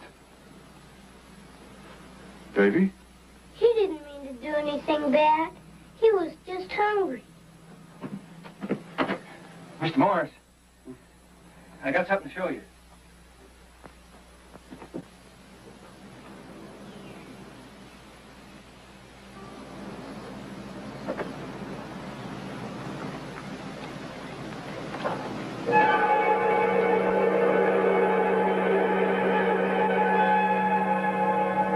Here it is, Mr. Morris.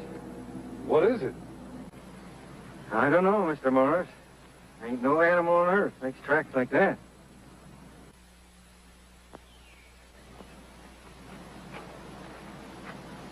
John?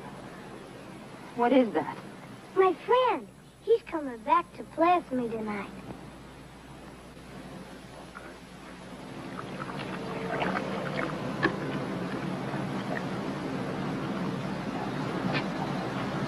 What is it, Doc? I don't know. But whatever it is, we've got it for posterity. Frank, why don't you fill up the mold and smooth it out. When it gets hard, let me know. Yeah. No, John. Unless I slept through my 3 years of zoology at pre-med, there just ain't no such animal. Now, has it occurred to you that perhaps David is playing a joke on us? Joke? Hmm. Well, now, Doc, you saw the meat in the smokehouse? Yes. Now, Davy couldn't do a thing like that. Well, he could have if he had somebody to help him. Why? I mean, what for? I don't know, John, but it's the only rational explanation. Well, all right. How did he get up on that cliff? I mean, how did he can't climb that. And what about that? He was out there for 3 days. I mean, who took care of him? Who fed him? Now, those are some pretty good questions. You think it could have been an animal, 16 foot high, weighing about a ton, fed him, kept him warm? Do you think it could have been some kind of animal?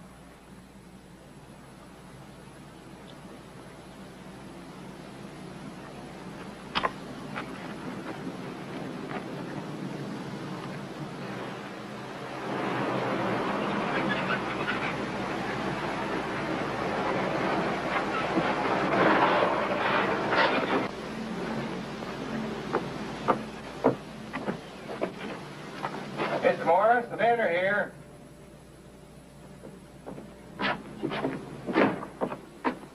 Hi, fellas. Listen, go on in the kitchen. Ann's got some coffee perking for you. You better stack your guns there. I'd rather Dave didn't know what was going on. Right. Yes, hold on here.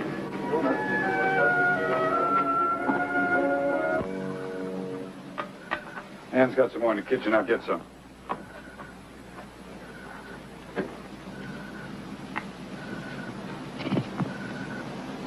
Thanks, fellas. Come on, Davy. Is he really as tall as the house? No, like I said, he isn't as high as the house, but almost. I see. Now, tell me once more, Davy, where he kept you warm at night. The cave. The cave. Well, he certainly is consistent. Empty? Yeah. Ann, don't you think it's time Davy went to bed? What? Oh, yes, I do. Kiss your mother good night. So early? Come on, you got a lot of rest to catch up with. But my friend will be... Well, you can see your friend some other time. But I Now, promised. come on, get up to bed. Now, shake a leg. Guess I'll make myself useful.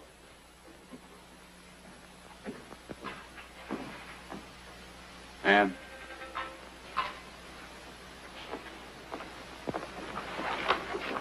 I don't understand this. He's been talking like that all day. Now, it's not like Davy to lie. He's not lying, John. He's just a little boy.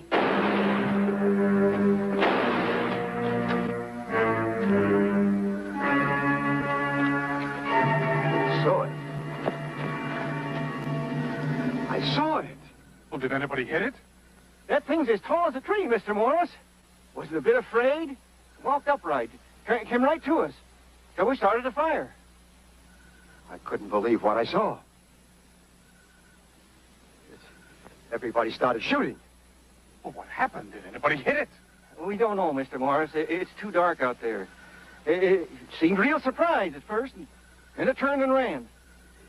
It's hideous. Whatever it is, it's got to be killed. I've imposed on you long enough. This is my affair.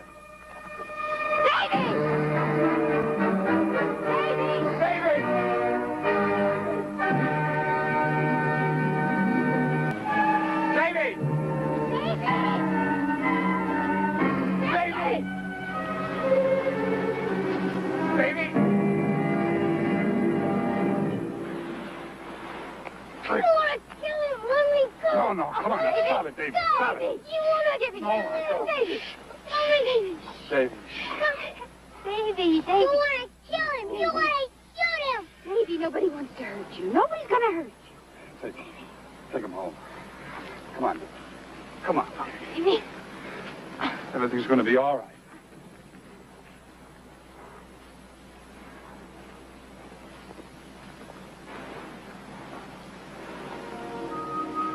You know, it's a funny smell.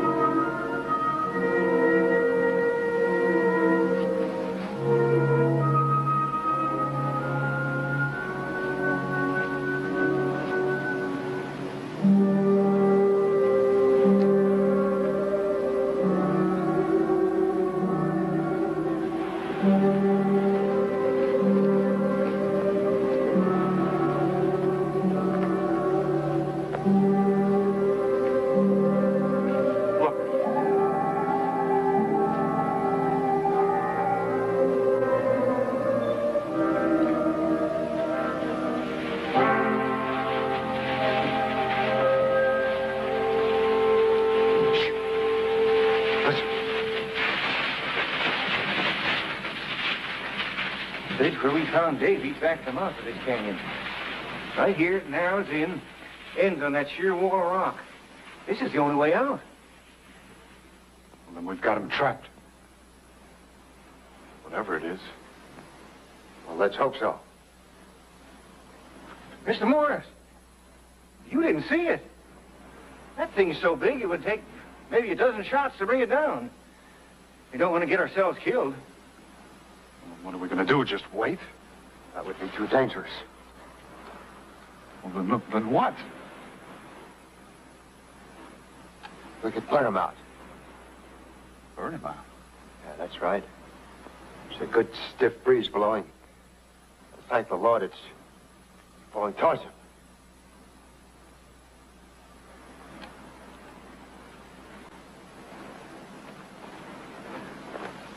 Brush is good and dry. Matches are too slow. It's got to burn fast. Let me have some shells, Frank. All right, some of you break over some shells, and the others get some brush. We'll make a powder line right along here.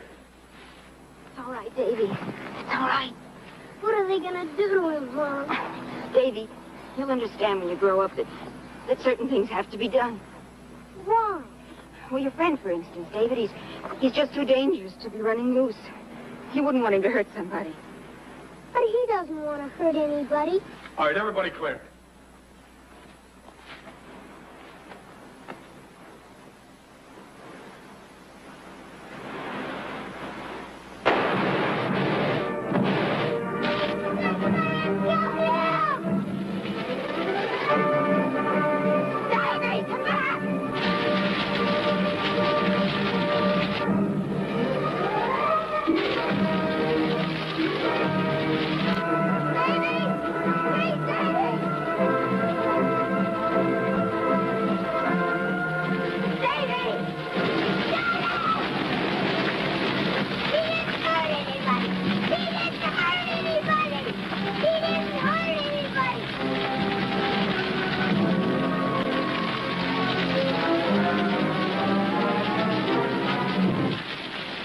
woman could live in that, no matter what it was. I wonder.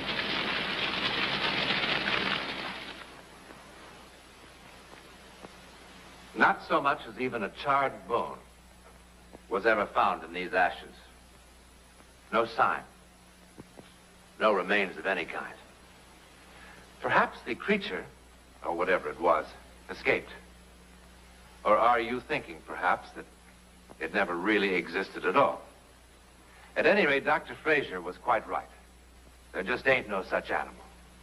It fits none of the categories of the animals we know about. But then neither do the other things that have without doubt roamed the face of this earth.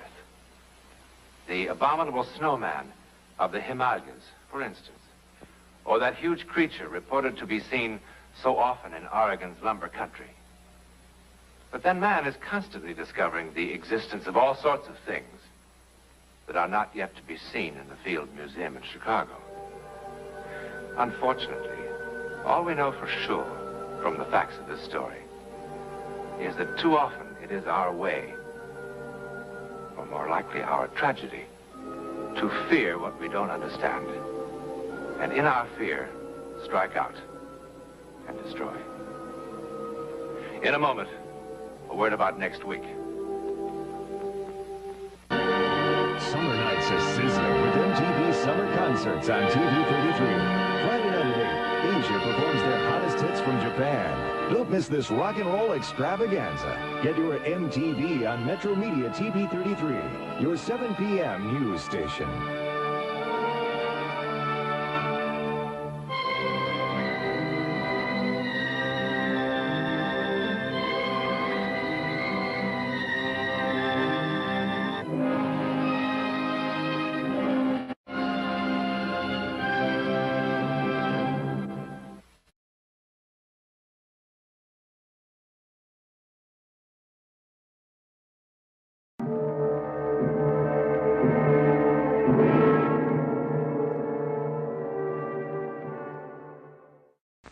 Last summer, I went on a short holiday to wonderfully cosmopolitan Mexico City. It was Thursday. My wife had, of course, gone shopping, and I had a few hours to kill. One of the hotel porters told me about this cellar bar, and... That's he, Mr. Newland. Michael, this is Mr. Newland. He's from the United States. He's very interested in true stories such as yours.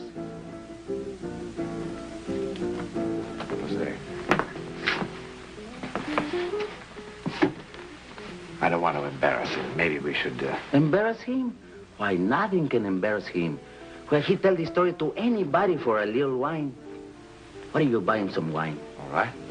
Por favor, una botella de vino para el señor, para dárselo al otro. You're sure this is... It's the right thing to do.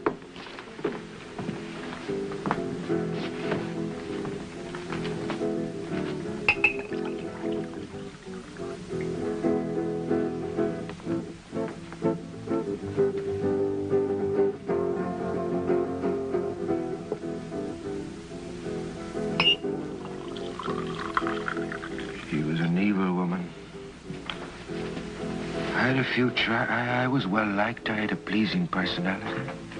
I could have been manager of an enterprise.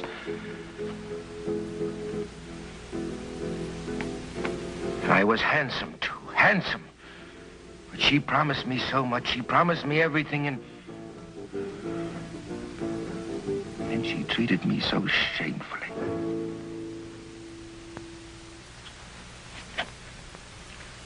Oh, really?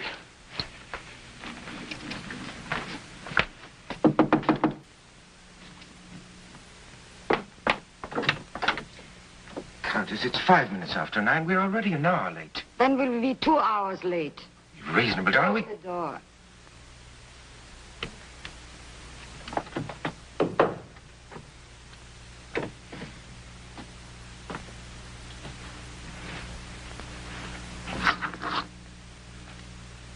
Oh, this is not the way.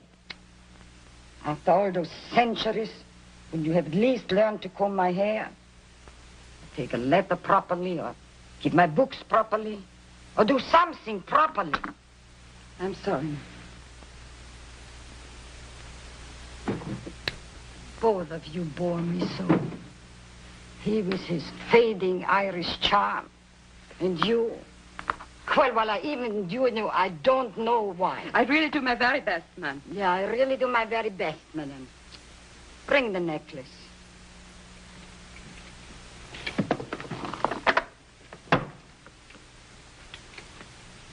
No. Call Mr. Barry for his little performance. He is so fond of my necklace. He loves to touch it. You know, one day, just for a joke, I'm going to buy him one of those little things the jewelers wear in their eyes when they make appraisals. What you are waiting for?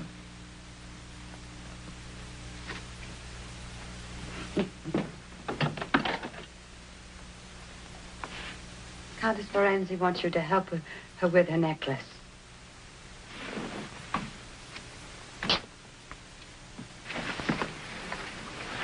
Darling, we're going to have to think of some absolutely outrageous lie about why we're so late. I leave all outrageous lies to you, dear boy.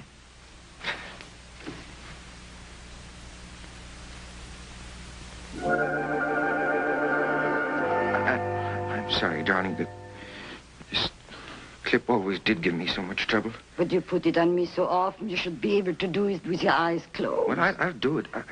All right. I'll do it, darling. Take your time. Take your time.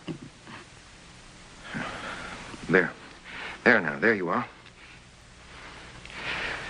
Darling, you know, you look positively radiant tonight. But you always look at my necklace when you make your pretty speeches. Oh, Countess, why do you have to tease me so much? Tease you. But it is a remarkable necklace. When you are old, it makes you young. And when you are plain, makes you beautiful. Grace, tonight, dozens of young men, slender young men, will crowd around me. And Michael will get absolutely furious. Won't you? Yes. It's because I have a jealous nature, you know. Furious, frightened. So there is my beauty secret. If you want Michael to notice you, you need more than a pink nose. Come on, Countess, now you're embarrassing her. Embarrassing her. Bring the car around the front. Yes, of course.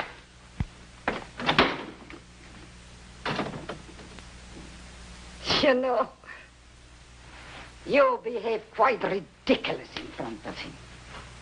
Pardon? You make yourself such a fool. Fool? You know what? If you are very, very, very good, I will give him to you for Christmas. Madame, please. Isn't that a lovely Christmas present? A beautiful Irish boy. Oh, a little bit too fat. Madame? And slightly beyond his prime. But still very useful. Please. No. Please. Please.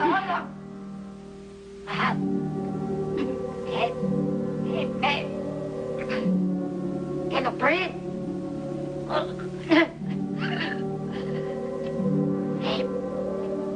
Help me.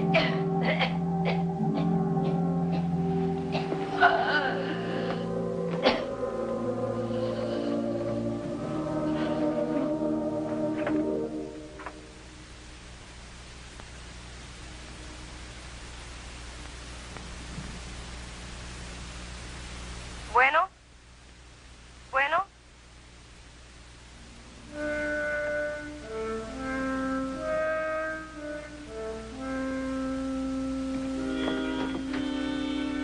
Barry, come on, hurry.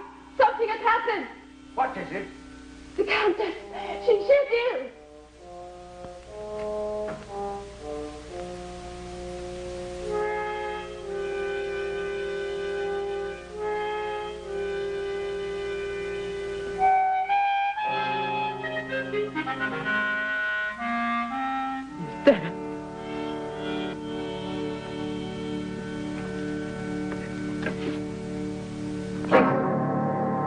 Give me the police.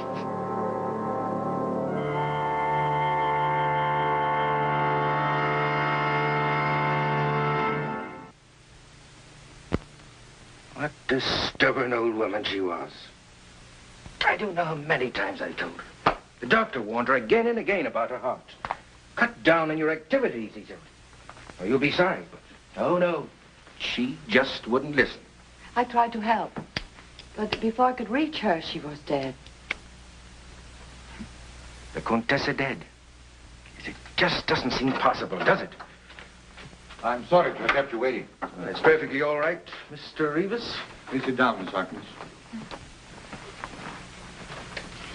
You both know that Countess Ferresi had no living relatives. Yes, it is a shame, isn't it? But I mean, she didn't even have a little niece to come visit her during the holidays. Well, I'm thankful to say that at least I could make her last years less unhappy. Yes, I'm sure. In this letter accompanying her will, she asked that both of you attend the reading as interested parties. I told you, Miss Harkness. You see, she hasn't forgotten you. And with all her faults, she had a generous heart. I'll read the pertinent paragraphs, skipping for the moment items relating to taxes and so forth. Fine. Good idea. Go ahead. Nothing to worry about, Miss Harkness. To Grace Evelyn Harkness, who served me as well as she could for many years, I'll leave my house at 67 Avenue Barzoni and all the furnishings therein. What? I don't understand. What? I further bequeath all other property, personal and real, covered in the enclosed inventory, specifically to include my most prized possession, my diamond necklace.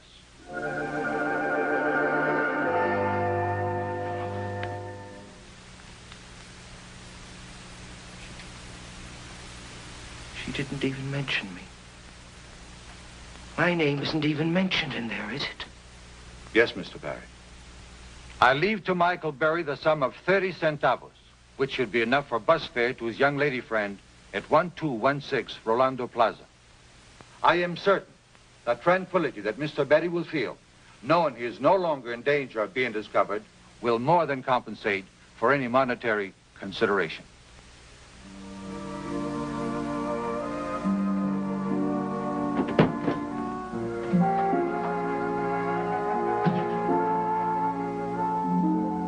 Well, Miss Harkness, there's still quite a lot. Miss Harkness.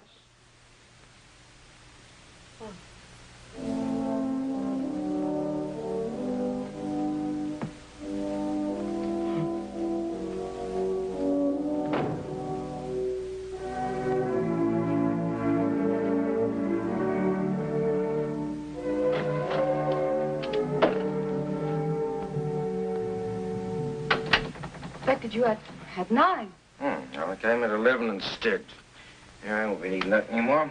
Now, what is it you wanted to see me about?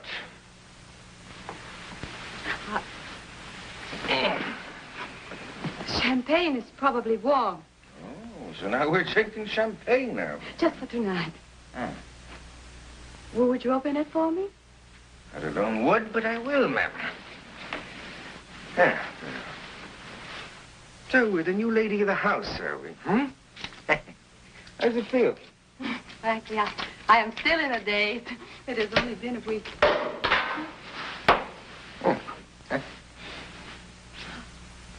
Frankly, may I tell you something? You don't act like the lady of the house. And you still haven't told me why you sent for me. I will. Was it to show me your new position in life? But, Barry, I am not like that. Oh, look. Look at that beautiful young Irish boy, will you? Going a trifle to see, though, huh? I wanted to talk to you. Did you? What about? About several things. First of all, I want you to know that I think that she treated you very badly. I often heard her promise you. The moon? Oh, yes, of course, I remember that well. You know what, I wound up with 30 centavos. And even at that, she cheated me because the bus fare was 40 centavos.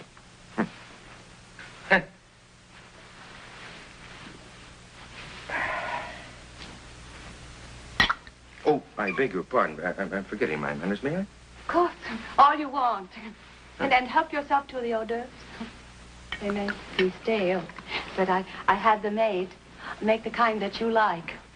Matching me with a maid. Well, here's your good health. Thank you. I really meant what I said. I mean, about the Countess. She had no right to treat you as she did. Give me something down. You're all right. Don't let anyone ever tell you different. You're all right. You got a good heart. Oh, when I think of what a fool I made of myself in that attorney's office, I couldn't help it, I suppose. When I heard of that 30 centavos, it was enough to drive me out of my mind. What's shameful? Yes, it too. Oh, she ever found out about Nina, I'll never know. You know, when I think of that old woman, Don't think of her. makes my blood boil inside of me. How she degraded me. Rubbed my nose in that dirt. You know, I could have been something. I really could, and I still can, you know. I could have been manager of an enterprise. Yes, you still can. You still can. No, that's too late now, no. When I think of the many times that I sat here in this chair waiting for her to open that door. You shouldn't give up. Well, that's fine. That's very easy for you to say, my dear. You're young and you're still very handsome. Handsome? Yes, sure. Handsome. It's been my undoing.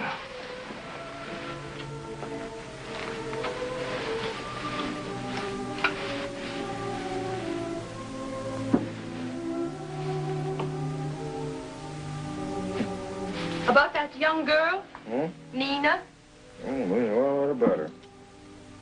you going to marry her? Marry her?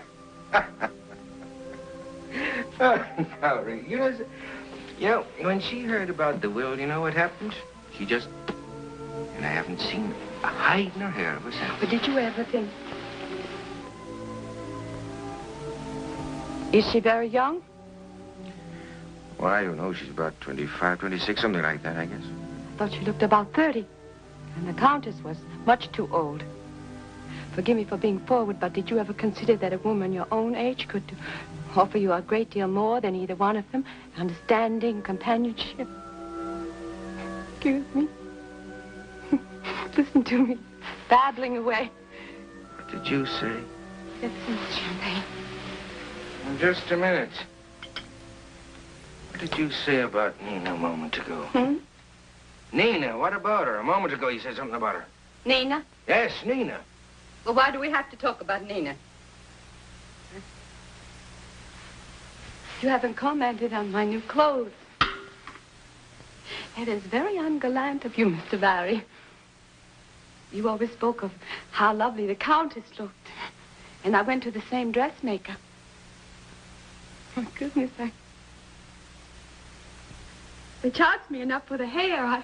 I hope there's some improvement. What was it you said about Nina a moment ago, huh? Come on, tell me. You know, there's only one thing missing, and I'll be right back. Wait a minute.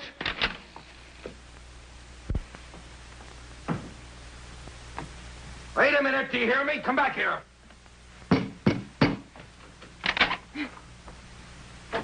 How did you know how old she was?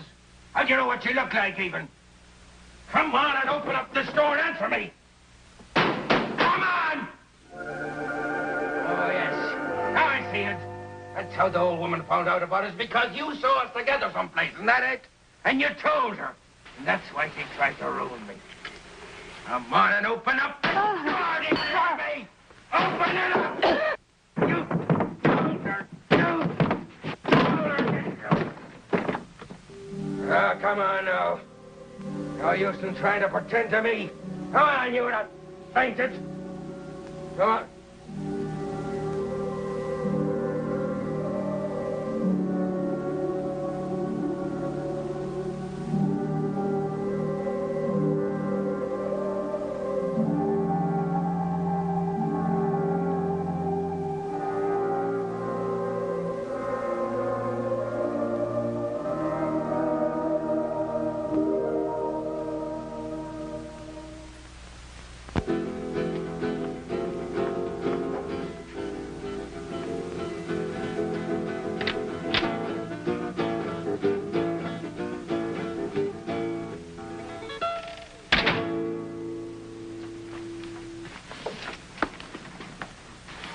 Now I know what the lock is for.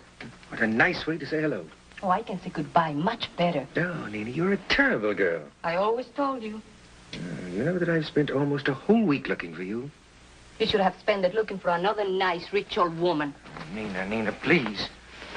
Please, don't say that. Please, I beg you. You still wear too much hair oil.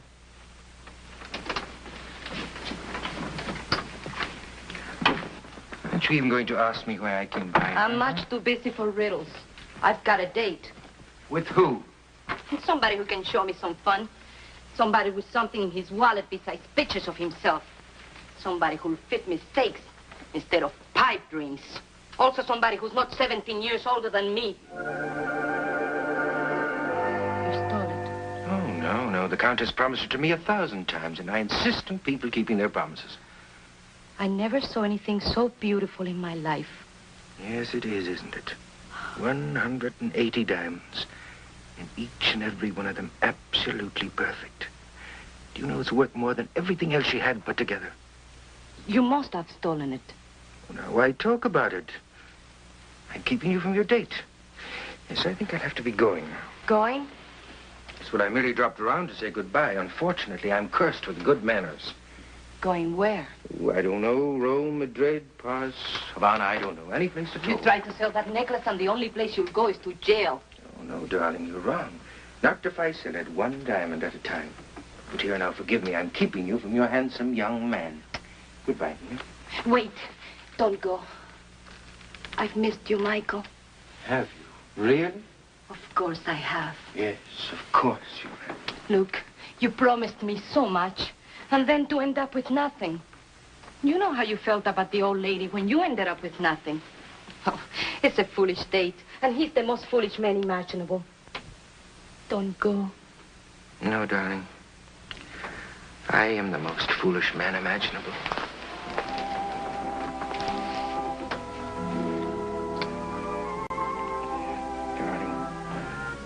I tell you what, why don't you finish dressing and pack a suitcase and I'll be back for you in an hour. What are you going to do? Well, there was a man in town who said that he would buy some of these diamonds. I called him up and he told me to meet him at his hotel at 8:30. I'll be back then, darling.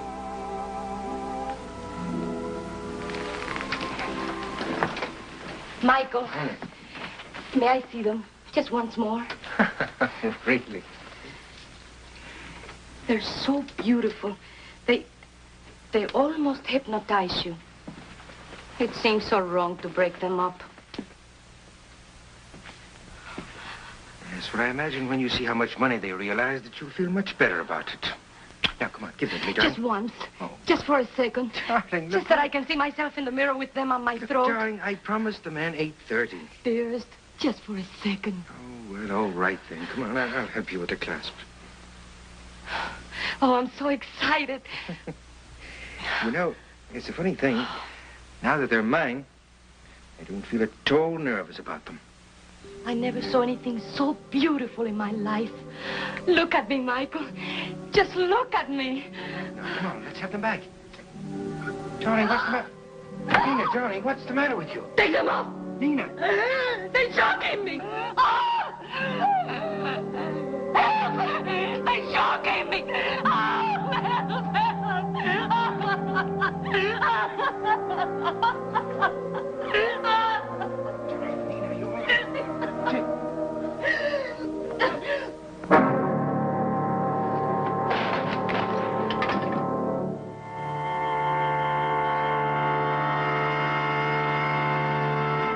It moved. It moved. It moved. Well, Senor Mr. Newland? What happened to him? What could happen? They put him in a place where the criminals are, como se dice, loco, the mad. How long was he there? 8, 9 years, senor. ¿Quién sabe? All right, thank you. Jose. Thank you.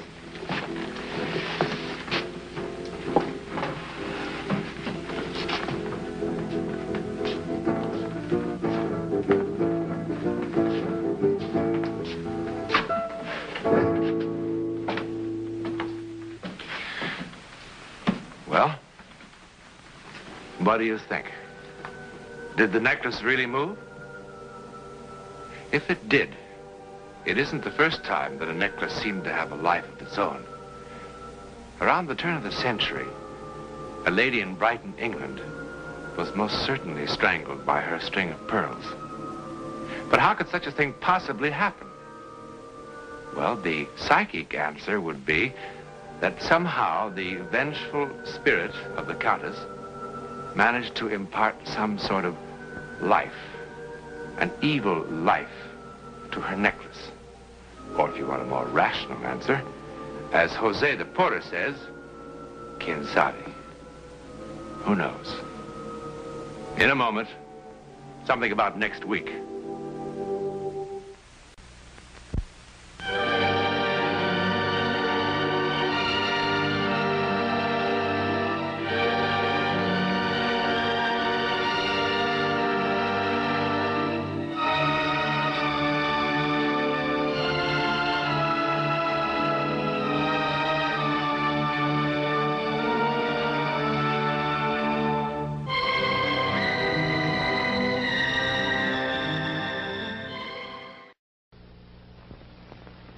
Have you ever been certain your telephone would ring in the next 10 seconds?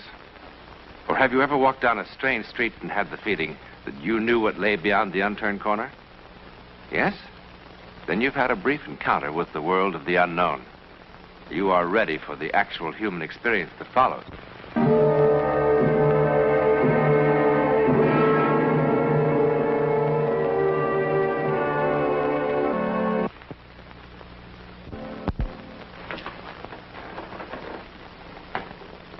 Pleasant apartment. Nice room. For such a terrifying thing to happen.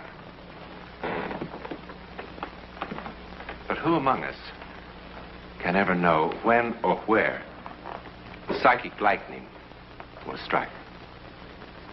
And who among us is ever really prepared for a shattering glimpse into the world of the unknown? Certainly Anthony March was not. This is his Greenwich Village apartment in New York City. It's a comfortable, charming room. It has nice furniture, pictures on the wall. Matter of fact, it has everything that should make a man happy and comfortable, with the possible exception of a view. The view, as from many other Greenwich Village apartments, consists of other windows from other rooms. However, don't forget this window. It's a very special window. Jeannie, could you...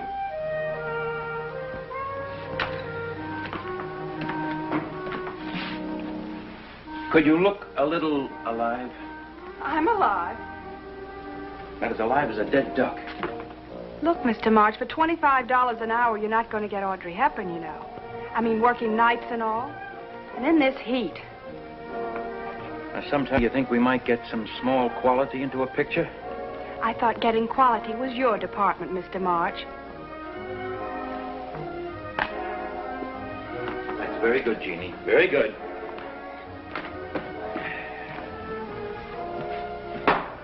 Well, it's not coming out so bad, Mr. March. You know, you're one of the best magazine illustrators in New York. Everybody says so. Not so bad. Sometime wouldn't it be great if it turned out to be absolutely lousy? Absolutely wonderful. We are what we are. Take me, for instance. My ambition was I wanted to be a ballroom dancer. But look at my feet. Tugboats. So you do the best you can. Spare me your earthy wisdom, huh?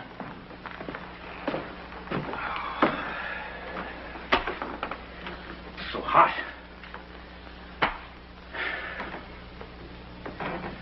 I'm suffocating. The weatherman on TV said there's a cold front moving in from Canada. I'll still suffocate on this junk. Oh, you'll see. The agency will think it's great. Yeah. Gee, what do you want, for crying out loud? To be like that crazy artist who cut off his ear? Why, I bet you make more in a week than he made in a whole year. Jeannie, go on home. I thought you had a deadline to meet. Go home. Gee, I broke a swell date to work with you tonight. I'm not working anymore. You hired me for 3 hours. I'll pay you for 3 hours. Look, I don't want charity. I just happen to be considered one of the prettiest models in this town. I'm bored to death with your prettiness. Those blue eyes. Empty. Pale pink cheeks. That cute little dimple of yours. Thanks a lot. Just once before I'm old and gray, you think I might be able to see something that will excite me enough so I could be an artist for about 5 minutes? To be honest, I think you ought to see a doctor. I told my roommate who goes to NYU about it. Get out of here. I'm leaving as fast as I can. Oh, I hate that cute little dimple. You're making me cry. I'd like to take all the empty, beautiful faces and drop them from that window one by one. Sometimes guys really kill me. All I can say is, I wish I hadn't broken my date. You know, what makes you so sure you could paint anything better, even if you had the chance?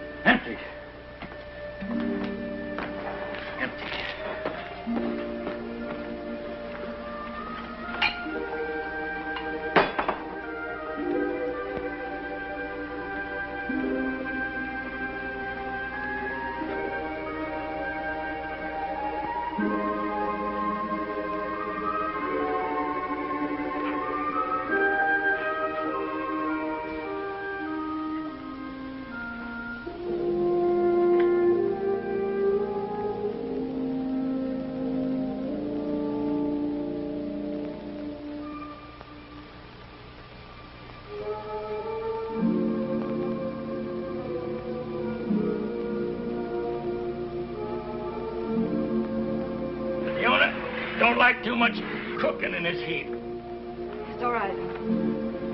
All right.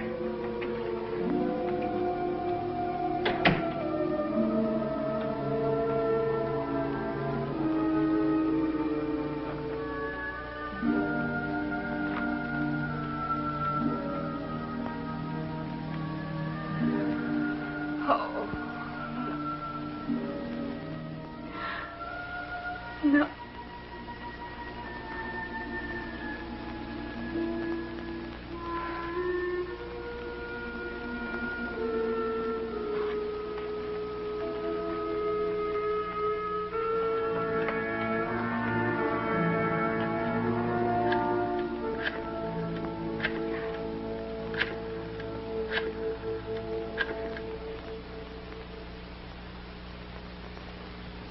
Harry. Yes, I know I promised. I know, darling, but I just had to call you once more. Oh, it's so wonderful just to hear your voice again. I can't tell you. No, I'm not going to cry. Harry, I'm not crying. Well, what do you want me to do? Am I supposed to be calm and collected like a telephone operator? I'm not crying. No, there's no particular reason for calling. I just had... I wanted to talk to you once more. I want to see if you're all right, Harry. Is your cold better? It sounds much better. Is everything okay at work? Harry, I am controlling myself. Can't you just be a little bit patient with me? It's crazy. I don't know what to say to you. I mean, after being alone for so long, Harry, you can understand that, can't you? Harry, it's very easy to say, try not to be morbid. What am I supposed to do? Just push a button or something? Yes, darling, I'm sorry. Just try to be patient with me. Yes, I know. It's the only thing we could do. I know. I know. I know. Don't you think it's torture for me, too? I keep talking and talking, and I don't say anything I want to. Harry, there must be some way we can make things right again. We were so wonderful for each other. I'd try so hard. I'd do anything you asked. God, I'd crawl on my hands and knees. Harry, I know I had an awful lot of awful faults, but I'd try so hard to change. Be whatever you wanted me to be. Harry, please, I can't help it if I'm crying. Harry, I'm so lost. Harry, I'm so lonely. Please. I can't help it. Harry, don't hang up on me, please. Wait. Harry, please, don't hang up.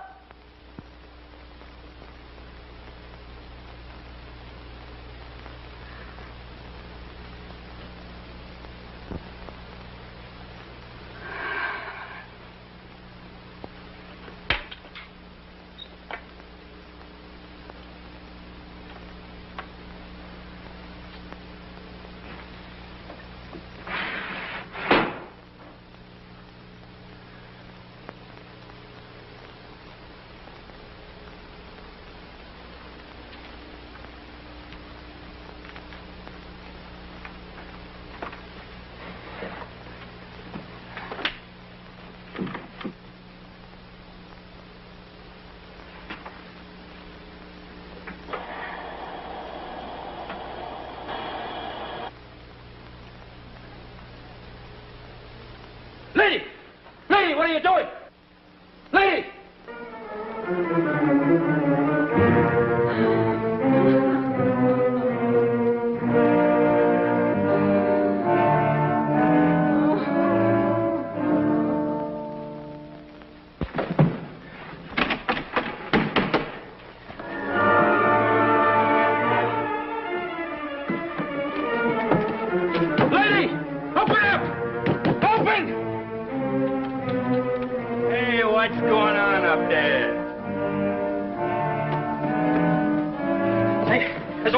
Trying to kill herself.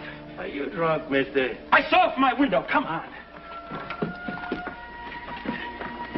Here. Lady! You say you saw a woman trying to kill herself Get in the door open, will you?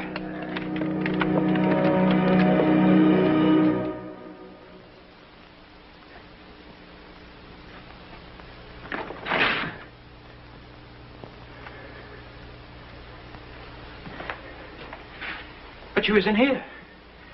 Look, I saw her from my window across the way.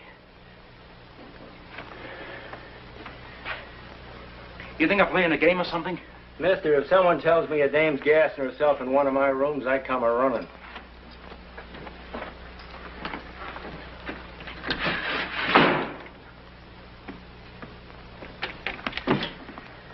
It could be the next room.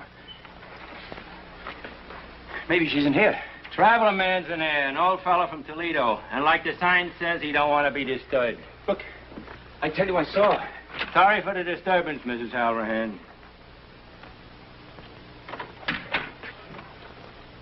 Satisfied? You know, running a hotel in Greenwich Village is sometimes better than watching TV.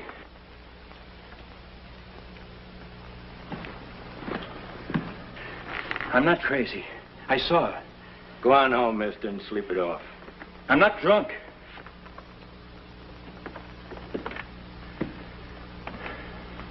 What is this? What is this?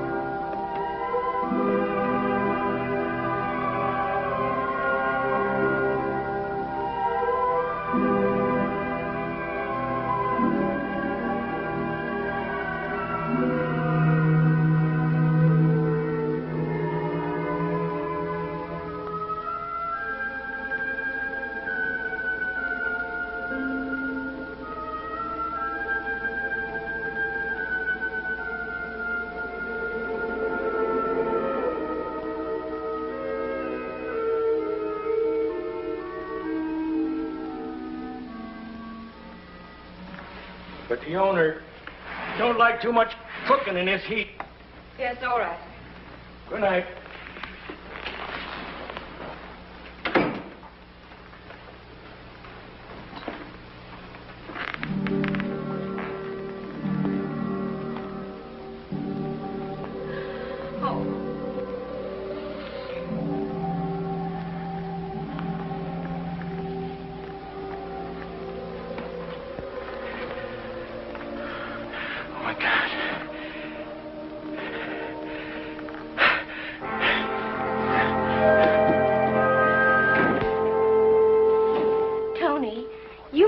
Seen a temperature inversion, you know, like a mirage.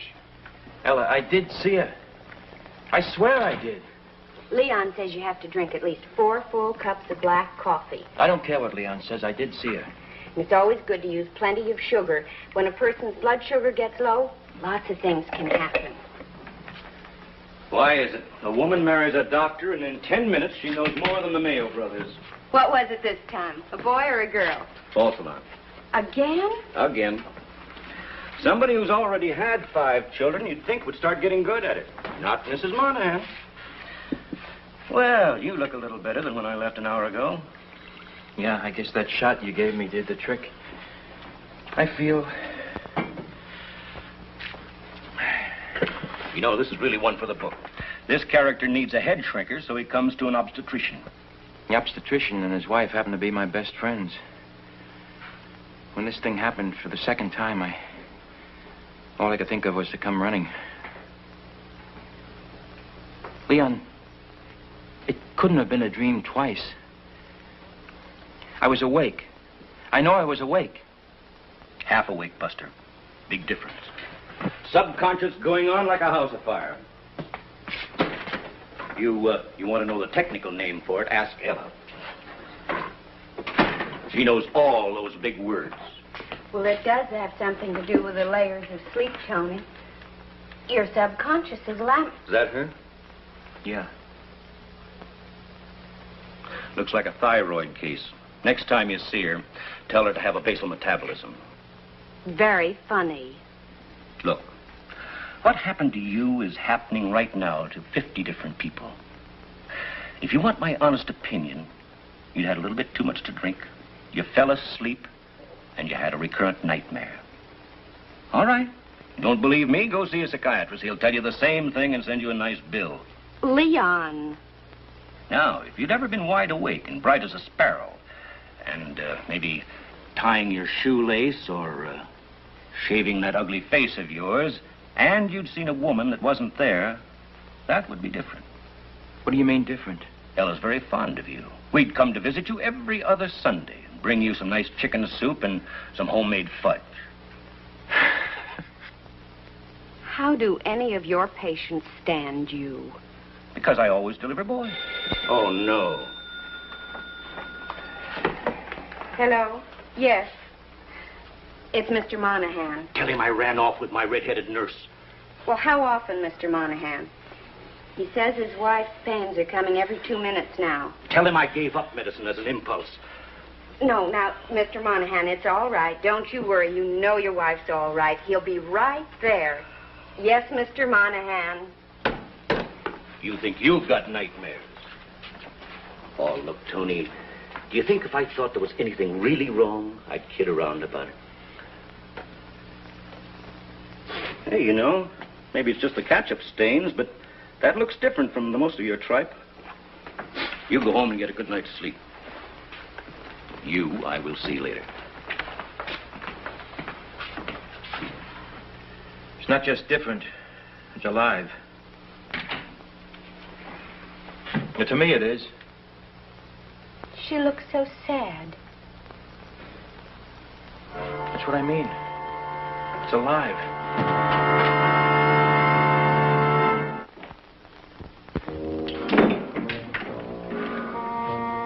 Jeannie, what are you doing here? Mr. March, I must have fallen asleep. I came in about 1 o'clock and I found the door wide open, so I just came on in. I thought maybe you'd just be gone a couple of seconds. What time is it? It's 3 o'clock. 3 o'clock? What made you come back? To tell you off. Gee, some of the things you said. Oh, yeah, I know. Well, I'm sorry, Jeannie. Well, you should be. Well, then maybe you shouldn't be. Because if you're sorry, how can I be mad? You know, I got pretty fresh with you, too. So I've got as much reason to apologize as you have. Your apology is accepted, Jeannie. Do you mean I came all the way across town in the middle of the night for nothing? And I had to drink 2 martinis to get my courage up in the first place. Now, why don't you mix yourself another one? Okay, would you like one? Uh-uh. Isn't it kind of late for working? Huh? Late for working. Huh. You know, I really should be getting home. My roommate's kind of an old grandmother, you know, with all the questions. Yeah. Well, if you're going to be working, won't you need me for modeling? Not this time. Who's that for? Just for me. You know, she looks kind of sad. You know what I don't like? Too much cooking in this heat.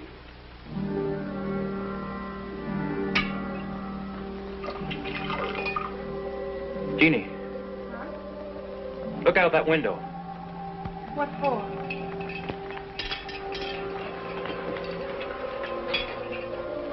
What's there to see?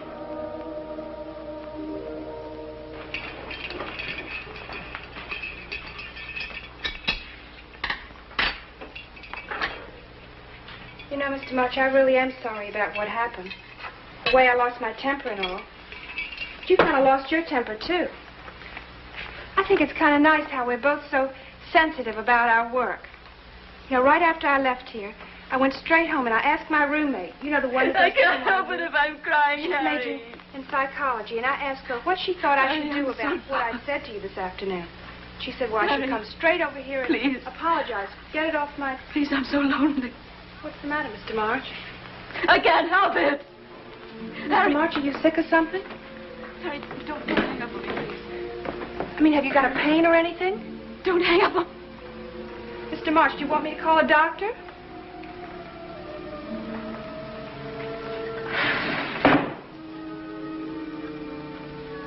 Jeannie.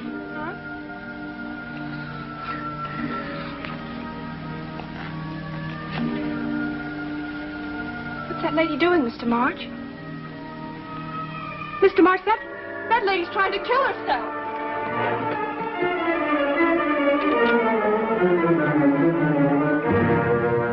This is one of those crazy games you village people are always playing. Is there some kind of a prize?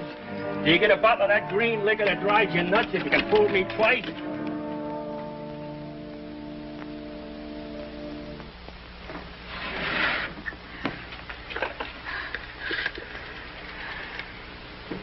Operator, would you send a police ambulance? Hey, what's the address here? Mister, what's the address? 1218 4th Street. 1218 4th Street. Yes. How did he know? How did he know? How in God's name did he know?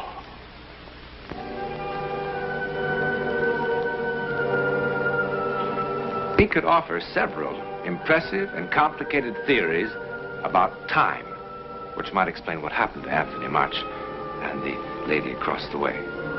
Actually, great Albert Einstein devoted much thought to the fantastic tricks that time sometimes seems to play, merely because we don't fully understand it. One scientist suggests that time is like a phonograph record, with the needle picking up the constant now. And in the case of Anthony March, the needle jumped ahead one groove and played that groove over and over again until actual now caught up. As I said, the theories are both complicated and impressive. However, why did this happen? Well, if it were a nice romantic little story, we would say so that Anthony March and the lady would meet and live happily ever after. But the fact is, he never saw her again. Well, then, did she at least make him into a formidable artist? This painting is considered different from March's usual work but not much better. Actually, you could buy it in a New York gallery for about $200 if it were for sale. In a moment. Next week. Next week, and every week, we'll be bringing you the personal records of the rarest kind of human experience. Man's adventure in the world of the unknown. That mysterious psychic world beyond our five senses. This is your invitation to take with us that astonishing one step beyond.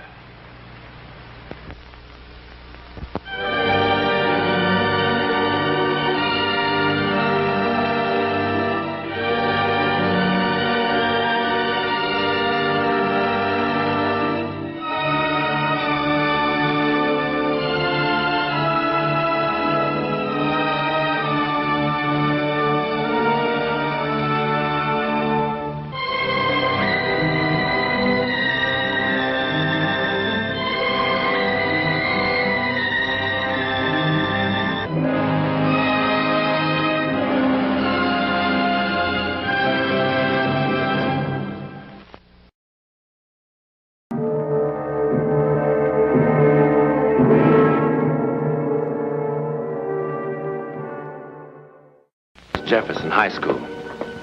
By day, its corridors are noisy with kids. At night, it's quieter. There's only one class. English for the foreign-born. This is their teacher, Lois Morrison. Practical, efficient, down to earth. Barely 10 feet away from an experience that has absolutely nothing to do with Earth. Miss Morrison. Wait, please. I have surprise. Oh? Because I speak English so good with the customers. The boss at the butcher shop, he give Tom a check. $5 raise. Well, congratulations. Oh, no, wait, please.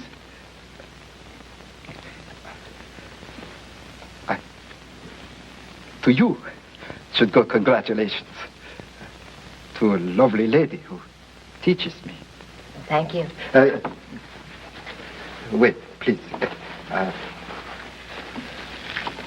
For you. Because you teach me English so good. A small appreciate. Appreciate is not the right word.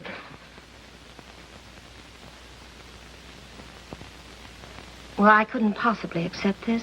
It's very thoughtful of you, but... But what? Well, it's just not proper. Because Tomacek is so ugly.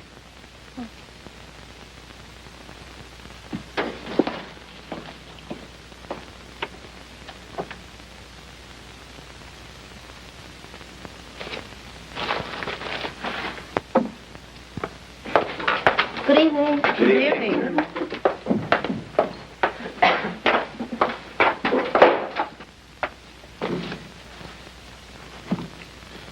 Thank you very much, Mr. Tomacek. It's very beautiful. Did you give her that, huh? You want to be a teacher's pet or something? Now, tomorrow, you know, a nice red apple on the desk. Compliments, Mr. Tomacek. Hey, instead of an apple, Tomacek should bring the teacher pork chops and roast beef from the butcher shop so she will look so skinny. Shut up! Please. What's the matter? I only tried to make a joke, Mamma mia. What's the matter? You don't like to be a butcher, huh?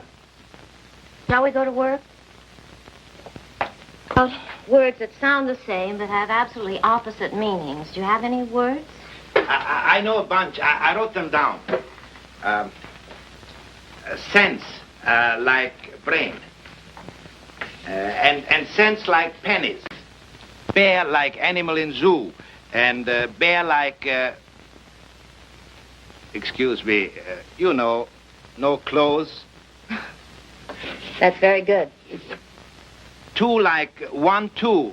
And two like me also. too like...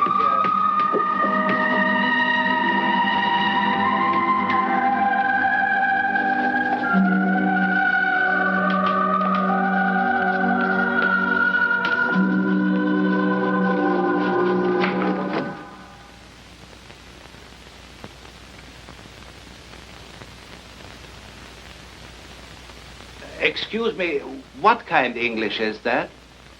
I bet Miss Morrison wrote, stop talking so much in Dutch. No, this isn't Dutch. What happened?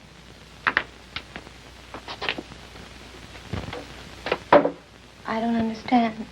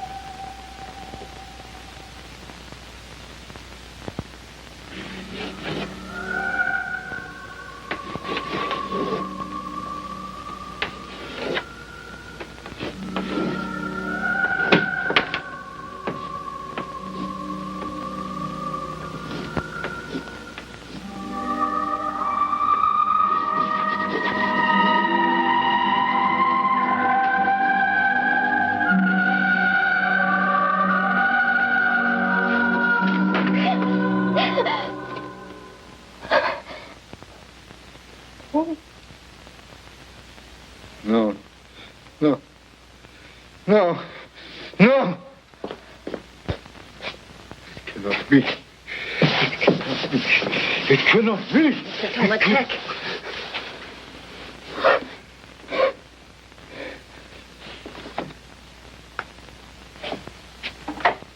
What cannot be?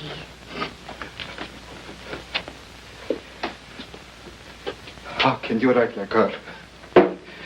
It's not possible. Like who? What are you talking about? It is a trick. Huh? Mr. Tomacek. No, it is a joke to make me crazy.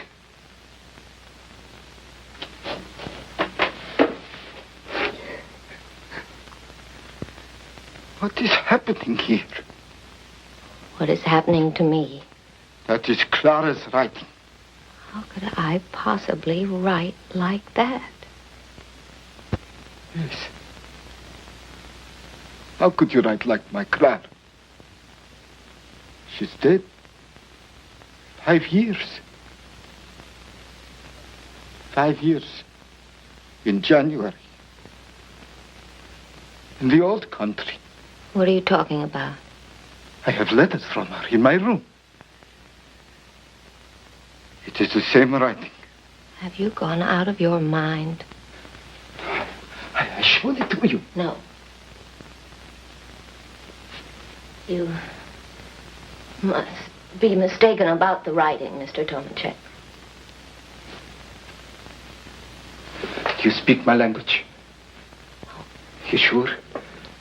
I said I didn't speak it. But you wrote it perfect. What did I write about? Nothing.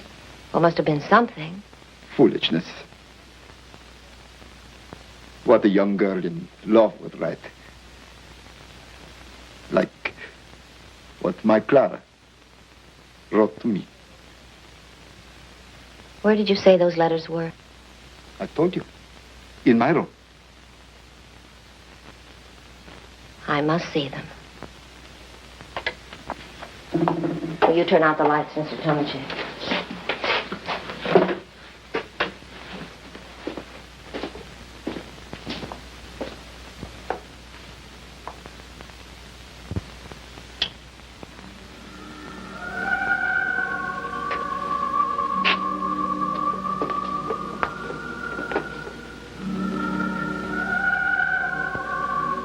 Mr. Tomacek?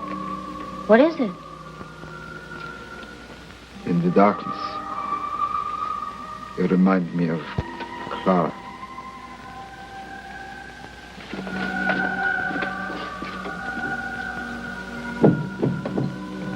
You go still more. I tell you when to turn. And when I see the letters, and I convince myself that it is the same writing, what then? I don't know. And even if it isn't the same writing, how could I possibly write in a language I don't know?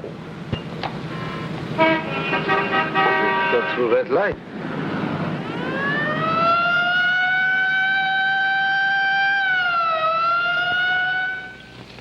You have 7 days to report in on this. It's room 102 in the courthouse. Just sign your name and address right there at the bottom. Miss Morrison?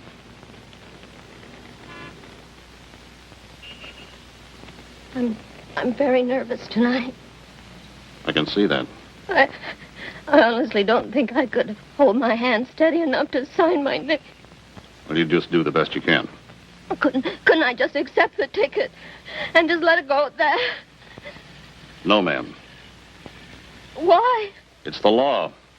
Well, I just can't do it. Why not? I told you I can't. Well, I'm afraid you'll have to, Miss Morrison. Right there at the bottom, your full name and address. Oh, I can't. Help me.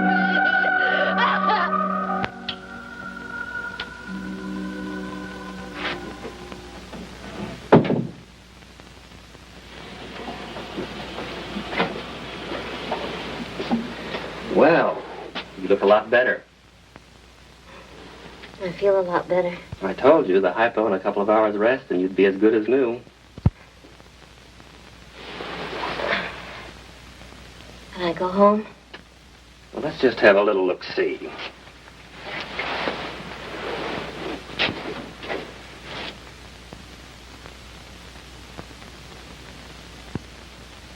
That sounds more like a heart.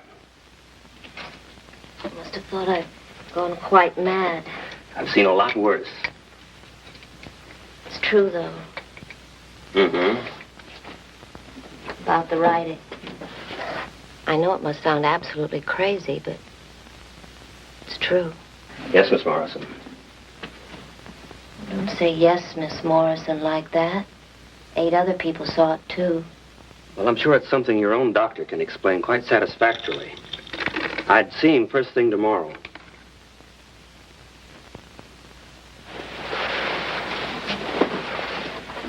How can he explain it? You're telling me it's perfectly normal I should start writing in a language I don't know? Like a woman who's been dead for 5 years?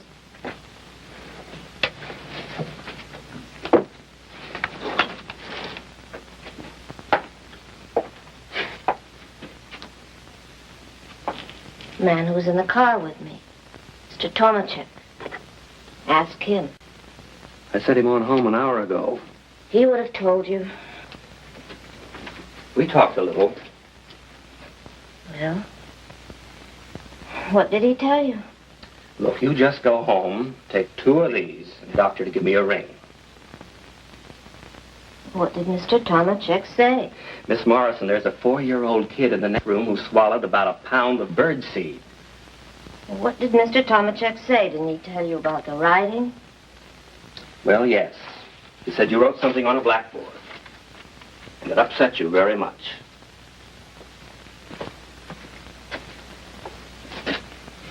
Is that all he said? He spoke very highly of you as a teacher.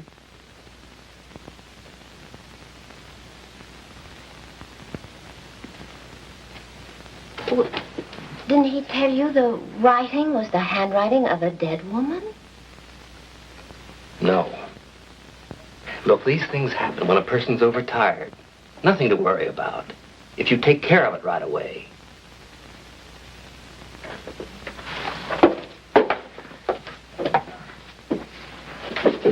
I mean that. About seeing your doctor.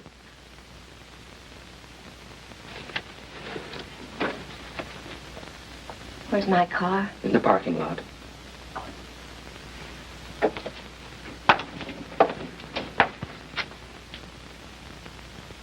Thank you.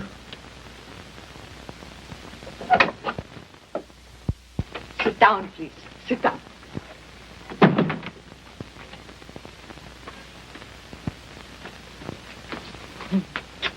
Right.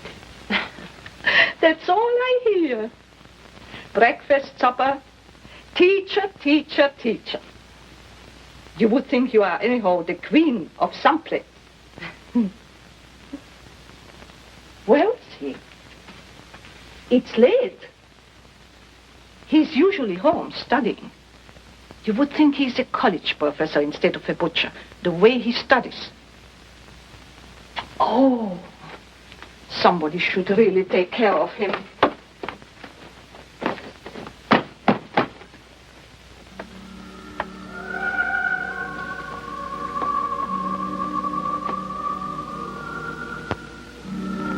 That's his Clara.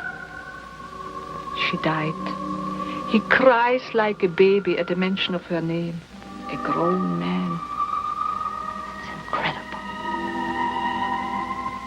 Writing is the same. What? The inscription. Oh, you mean what she wrote? Yes, very lovely.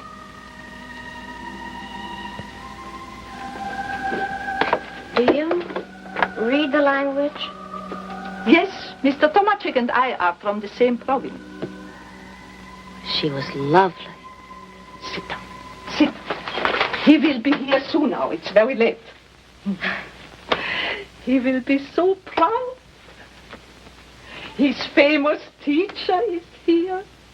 He will want to put up a sign. Just between us. He is a little sweet on you.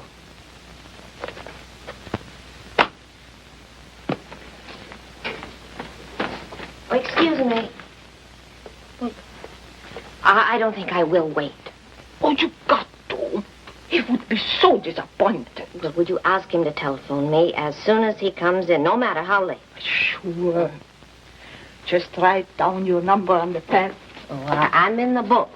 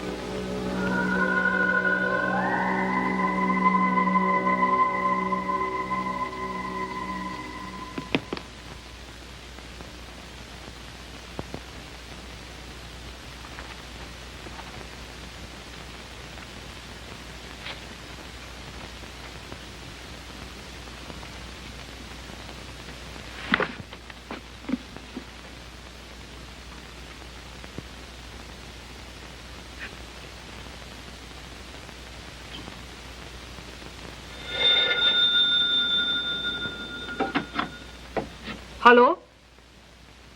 No, he isn't in yet, Miss Morrison. And I'm starting to worry. Well, will you be sure to tell him to call me when he does come in? Is that... Wait a minute.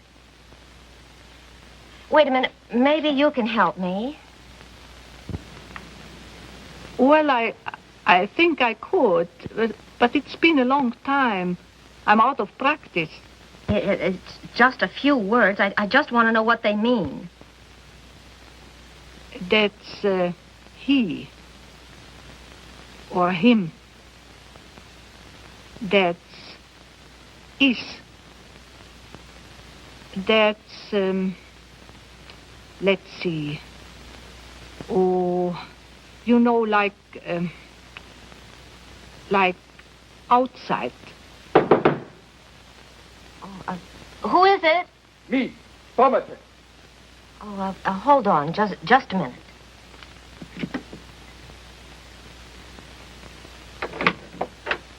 Mr. Tomacek, it happened again. I'm just on the phone with your landlady. She's translating for me.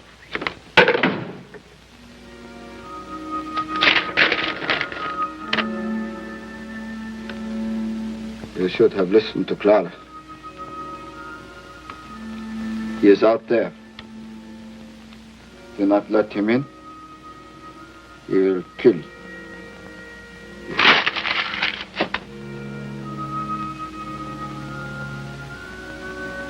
You want to know what Clara wrote on the blackboard? Watch out. Watch out or he will kill you. Just like he killed me.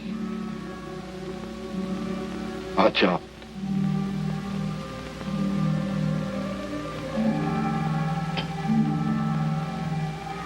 You killed her. She laughed at me.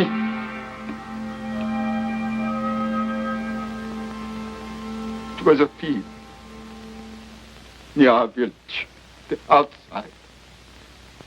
It was winter. Quiet. I mean, after. Same like Clara. Why you laugh at me when I give you present? But I didn't. You did. You did.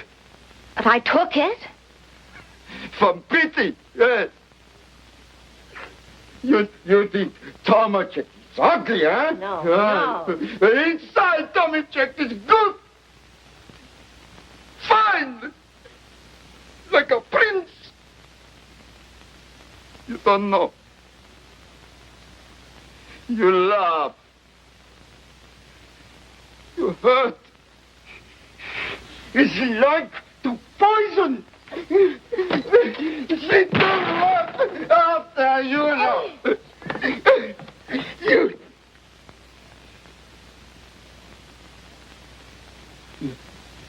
Yeah. Oh. Yeah. Claude. Oh.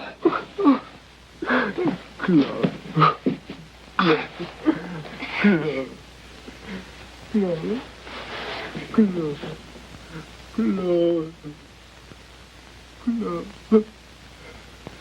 Claude.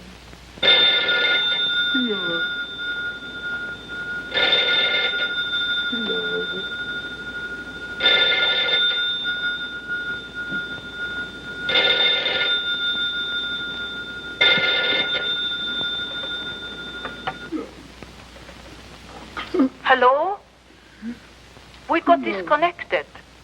Listen, I changed this to English, but it don't make any sense. Police. Miss Morrison, is something wrong? Call the police. The history test paper on which Clara wrote her final message is now in the private collection of a respected student of psychic phenomena. It is a most dramatic example of automatic or psychic writing. There are other, less lurid, but equally puzzling examples, such as these books. Sorry Tale, Hope Trueblood, A Light from Beyond, all apparently dictated in the 1920s to a Mississippi Valley housewife, an English author, dead for 300 years. Now, after decades of investigations by the most skeptical scientists, no one has been able to disprove this psychic miracle. Automatic writing cannot be explained, certainly not on any rational level. One can only wonder about the persistent evidence of its existence. and perhaps hope that someday it may furnish still another clue to that unknown world beyond our five senses.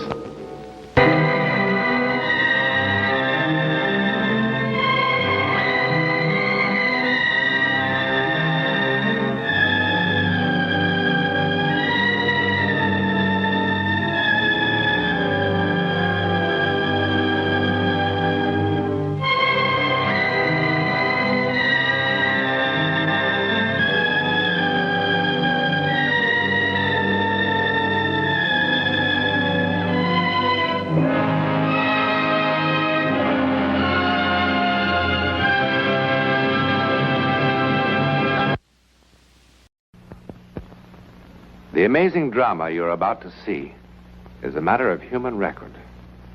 You may believe it or not, but the real people who lived this story, they believe it.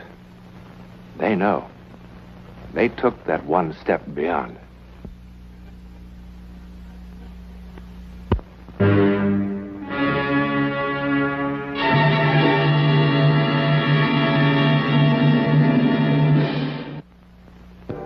The city sleeps, unaware. Overhead, the dark clouds move in swiftly, piling up in an angry, churning mass, gathering strength to smash the city with a force it will not soon forget. But the storm will bring much more than wind and rain. Much more. A force far beyond man's understanding. The might of psychic lightning. It is just before dawn of a Wednesday morning. In a moment, lightning, forked lightning, will strike two human beings at two distant points of the city, drawing two complete strangers together with an irresistible force.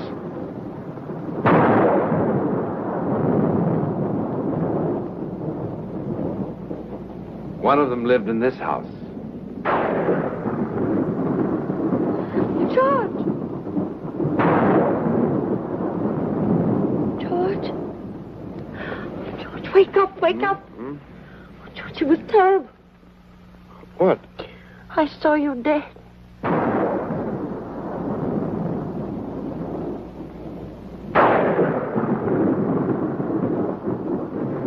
At that same moment, at the other end of the city,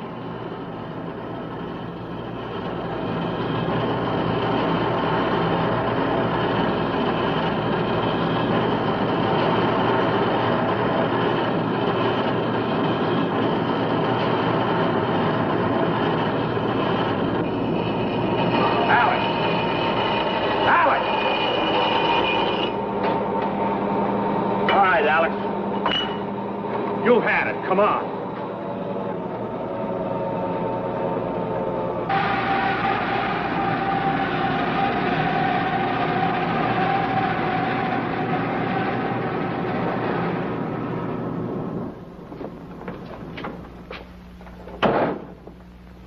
Doc. What happened? Well, he sort of froze. If I hadn't grabbed him, that grinder would have chewed his hand to bits. What's the matter, Alex? Oh, let's better sit down.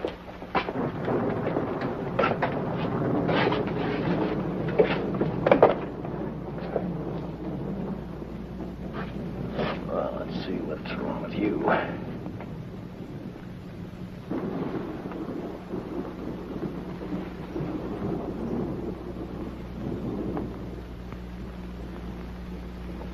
All right, Alex. Off with your shirt.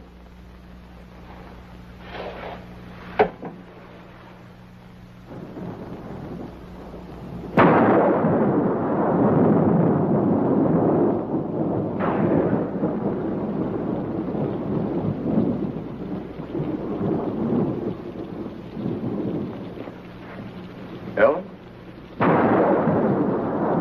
Ellen, don't you think it's time you came back to bed? Baby, I've got to get up in an hour. It wasn't a dream. It wasn't.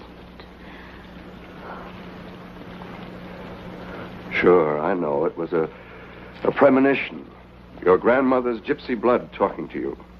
I saw you. I saw you lying there on the floor of the bank. I did. I did.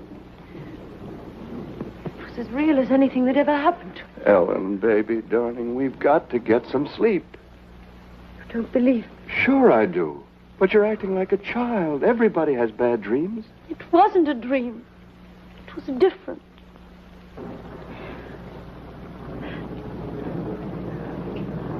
I could see right through the walls, through the darkness. There was this terrible loud noise clanging in my head. There were people, frightened people all around. Suddenly you were lying there at my feet, dead. All right. Have it your way. I'm dead. Now can we go back to bed? George, you mustn't go in today. You mustn't. Oh, Ellen, promise. for heaven's sake. Promise. Ellen, are you awake? Really awake? Thinking clearly?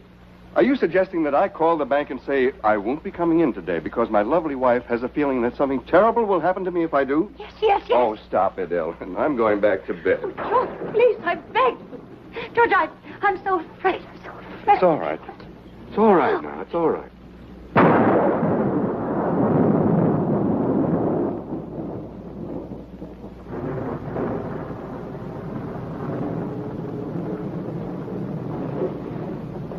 All right, Alex, you can put your shirt on now.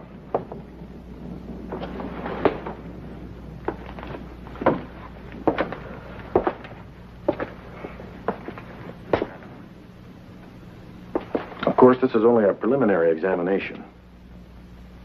But as far as I can tell, it appears that you suffered from a slight stroke. It's not necessarily serious in itself, but it is a pretty good indication of a deteriorating circulatory system. Alex?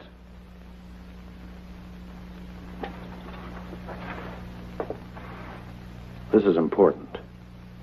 I warned you what would happen if you kept pushing yourself. Now I'm going to have to put in a report to the front office that you're no longer fit. It's for your own protection. I should have done it months ago.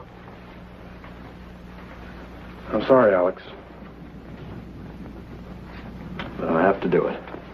If you take care of yourself, proper diet, proper rest, or you can live as long as anyone else, and even come back to work eventually.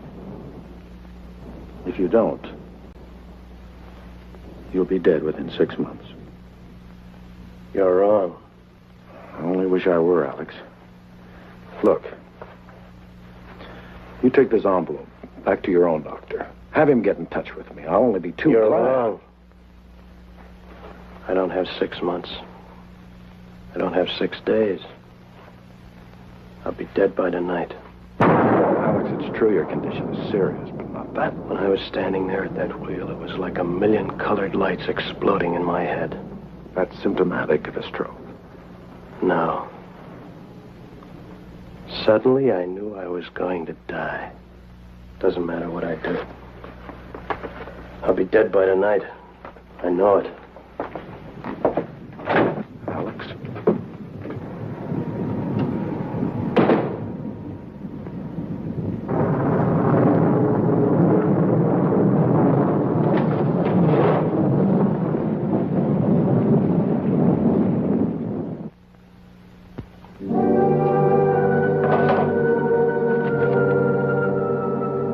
This?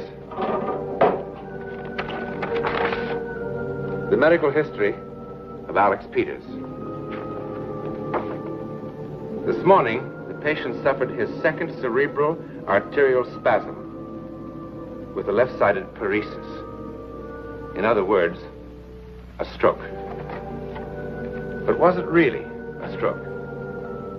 Or was it a physical reaction to the sudden, unshakable knowledge that he was going to die today? Well, today is still young. And as Alex Peters wanders the morning streets in search of some plan for his last hours on this earth, across town, the second part of the double premonition is having quite a different effect. Across town, George Chambers has finally quieted his wife's hysteria. He has agreed to spend the day at home, but only to humor her. He knows there can't possibly be anything in her foolish premonition. Not possibly. I can't explain it any better than I already have. All I know is it was clearer than you are right now. All right, but you were asleep. Now, what makes you so sure it wasn't a dream? Because it wasn't. I ought to know the difference. Then what do you call it? You said the word premonition. Hello?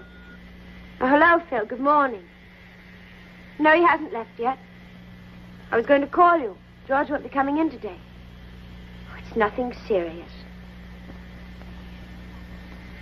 Will you tell Mr. Masterson that George isn't available? Let me talk to him. Phil, what's this about Masterson? Today? But he wasn't due until next Monday. I see. What time? I'll be right down. George, you promised. I know, but this is terribly important. Important? More important than your life? Oh, stop being so childish. Why can't someone else take care of Masterson's business? No, nobody can. Why not? Because he's a federal bank examiner, that's why. So? So what would he do if you really were sick? What would we do if I were suddenly in jail?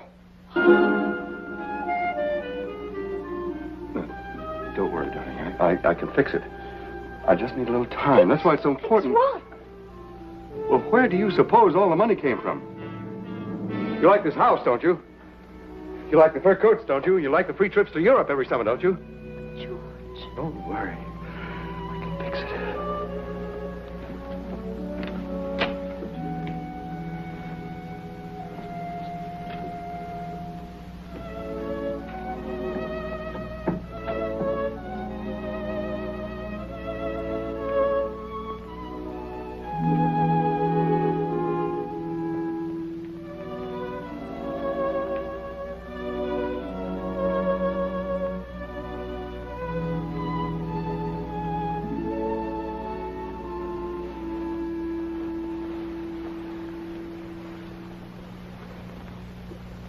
Hi. Good morning.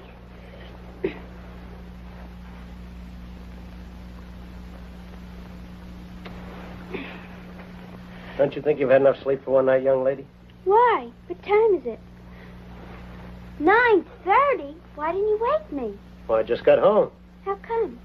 I had some things to do. Where'd you have breakfast? I didn't. Why should I when I've got such a good cook at home? Hey, school. What am I going to do about school? Would you really mind very much missing one day? Well, not really. Come on in. I'd love some coffee.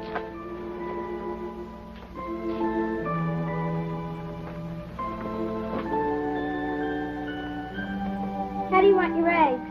No eggs, just coffee. How come? I'm not very hungry.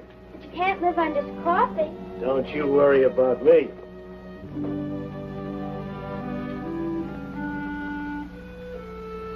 It doesn't really matter too much about school anyhow.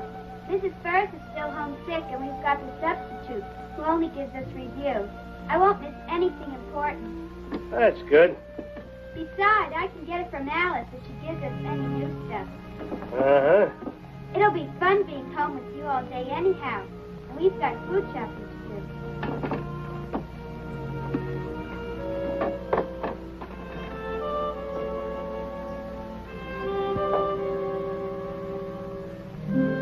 It'll take me 2 minutes.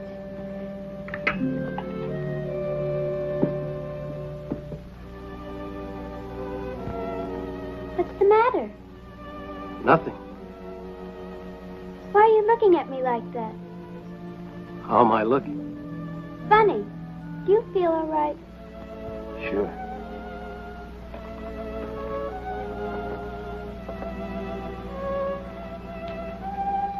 You know something?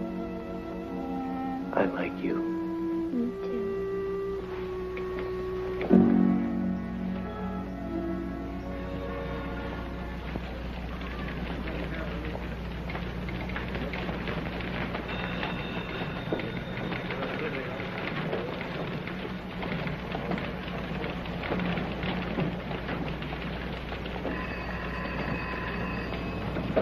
Excuse me. Who do I see about setting up a trust fund? Well, Mr. Carter or Mr. Chambers can help you. I'd like to set up a trust fund for my daughter. Well, I think that can be arranged. I sure hope so. I'm a widower. I figure that Carolyn will need at least $100 a month to live on. At least. Certainly. How old is Carolyn? 12. I'd like to set it up so that, well, after I'm dead, whoever's taking care of her, Carolyn will have the money to live on. Yes, of course. Does Carolyn have a middle name? What? Oh, no. No, she doesn't have a middle name. Ellen, I have to hang up now. It's all a question. Ellen, I can't discuss this with you any longer. I can't advise you, of course. Listen. First, let's get all the facts down. Goodbye, Ellen. Your daughter's 12. I take it she's an only child? Now, suppose we start with your current assets. Well, there's my life insurance policy. Yes, what's the amount? $1,200. $1,200. And then there's the stock. Hudson Corporation, 50 shares. It was selling at 3 1/4 this morning. Well, that comes to $162.50 savings. Well, I have $672 in postal savings. What else? That's all. Oh, surely there must be other things. Furnishings, your car, home, real estate? No, I don't have any of those things. And I live in a furnished apartment. 150, 750, 1,200, 672. Well, as of today, your total worth is $2,034.50, counting the insurance and assuming there are no debts. At 6%, that would bring in about $120 a year. A year? Yes, sir. For an income of $100 a month, you'd need 10 times that amount. 10 times? Of course, a lot of things could happen before it becomes necessary to use such a fund. You're young, and many productive years ahead of you. Surely your estate will grow. And, of course, a certain amount will come in from Social Security. We always figure on that. $20,000. I'm afraid that... Bill, let me have a conditional sales contract. I've run out of them. Sure.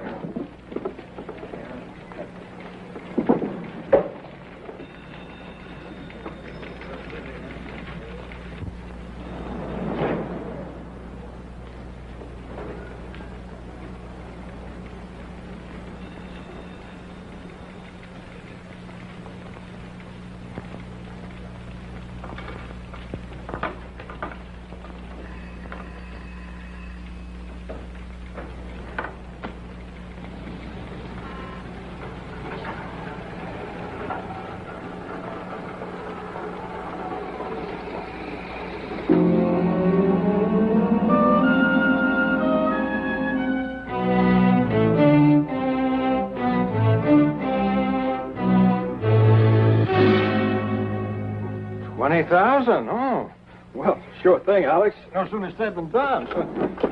Man can't have too much insurance. Sir, Al, let me see here. The beneficiary would be... Oh, yes, Carolyn Peters. You got a real sweet kid there, Alex, and the things the way they are with her, well, man can't be too cautious. Yes, sir, it gives a man real peace of mind to know his loved ones are adequately provided for. Not that anybody ever expects to die, of course, but we never know when the Grim Reaper is sharpening up his axe for us, do we? Well, now, let me see. The monthly premium for a man your age would be, $67.50.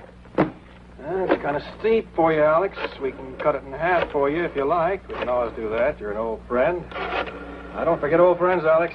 I'm not that kind of a guy. You know that. Yes, sir.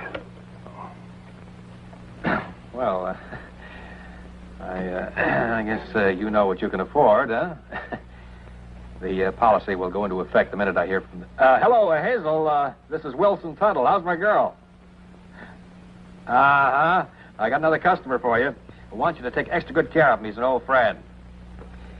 How about tomorrow morning, first thing? No use letting any grass grow under our feet, huh? We're trying to set up an early appointment with the doctor for you. What for? Well, it's just a formality, of course, but when a man jumps from 1,200 to 20,000, why, we don't make the policy binding on either party until the physical examination is complete. Not that you will have any trouble, but we all have to protect ourselves in the clinches, huh? Now, if the doctor has an open appointment... hello, Hazel. Oh, swell. 9:30 bright and early, that's fine. Fine. Alex? Are you sleeping? Are you sleeping? Brother John, morning bells are ringing, morning bells are ringing, ding, ding, dong, ding, ding, dong.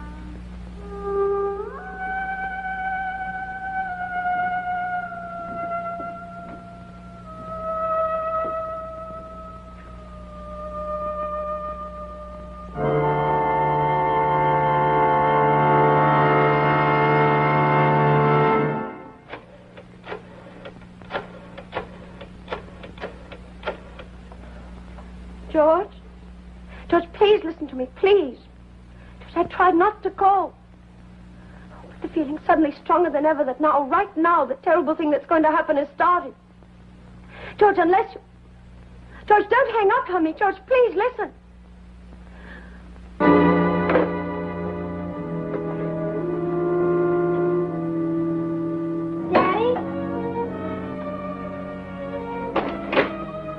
Daddy?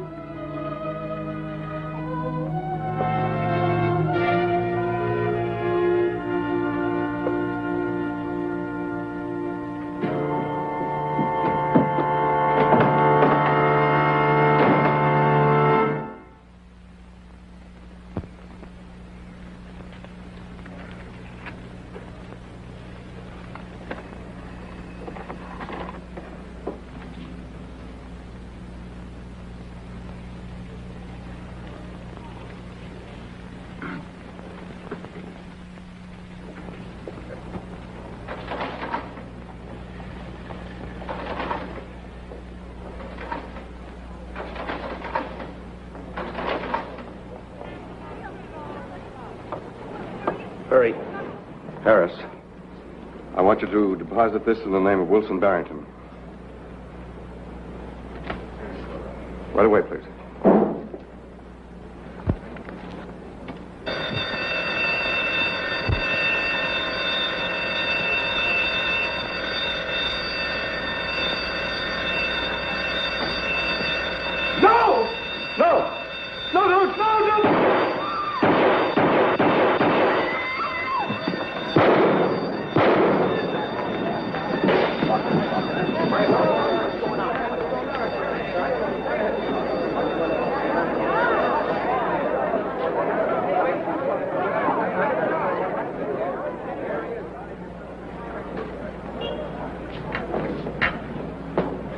Yes?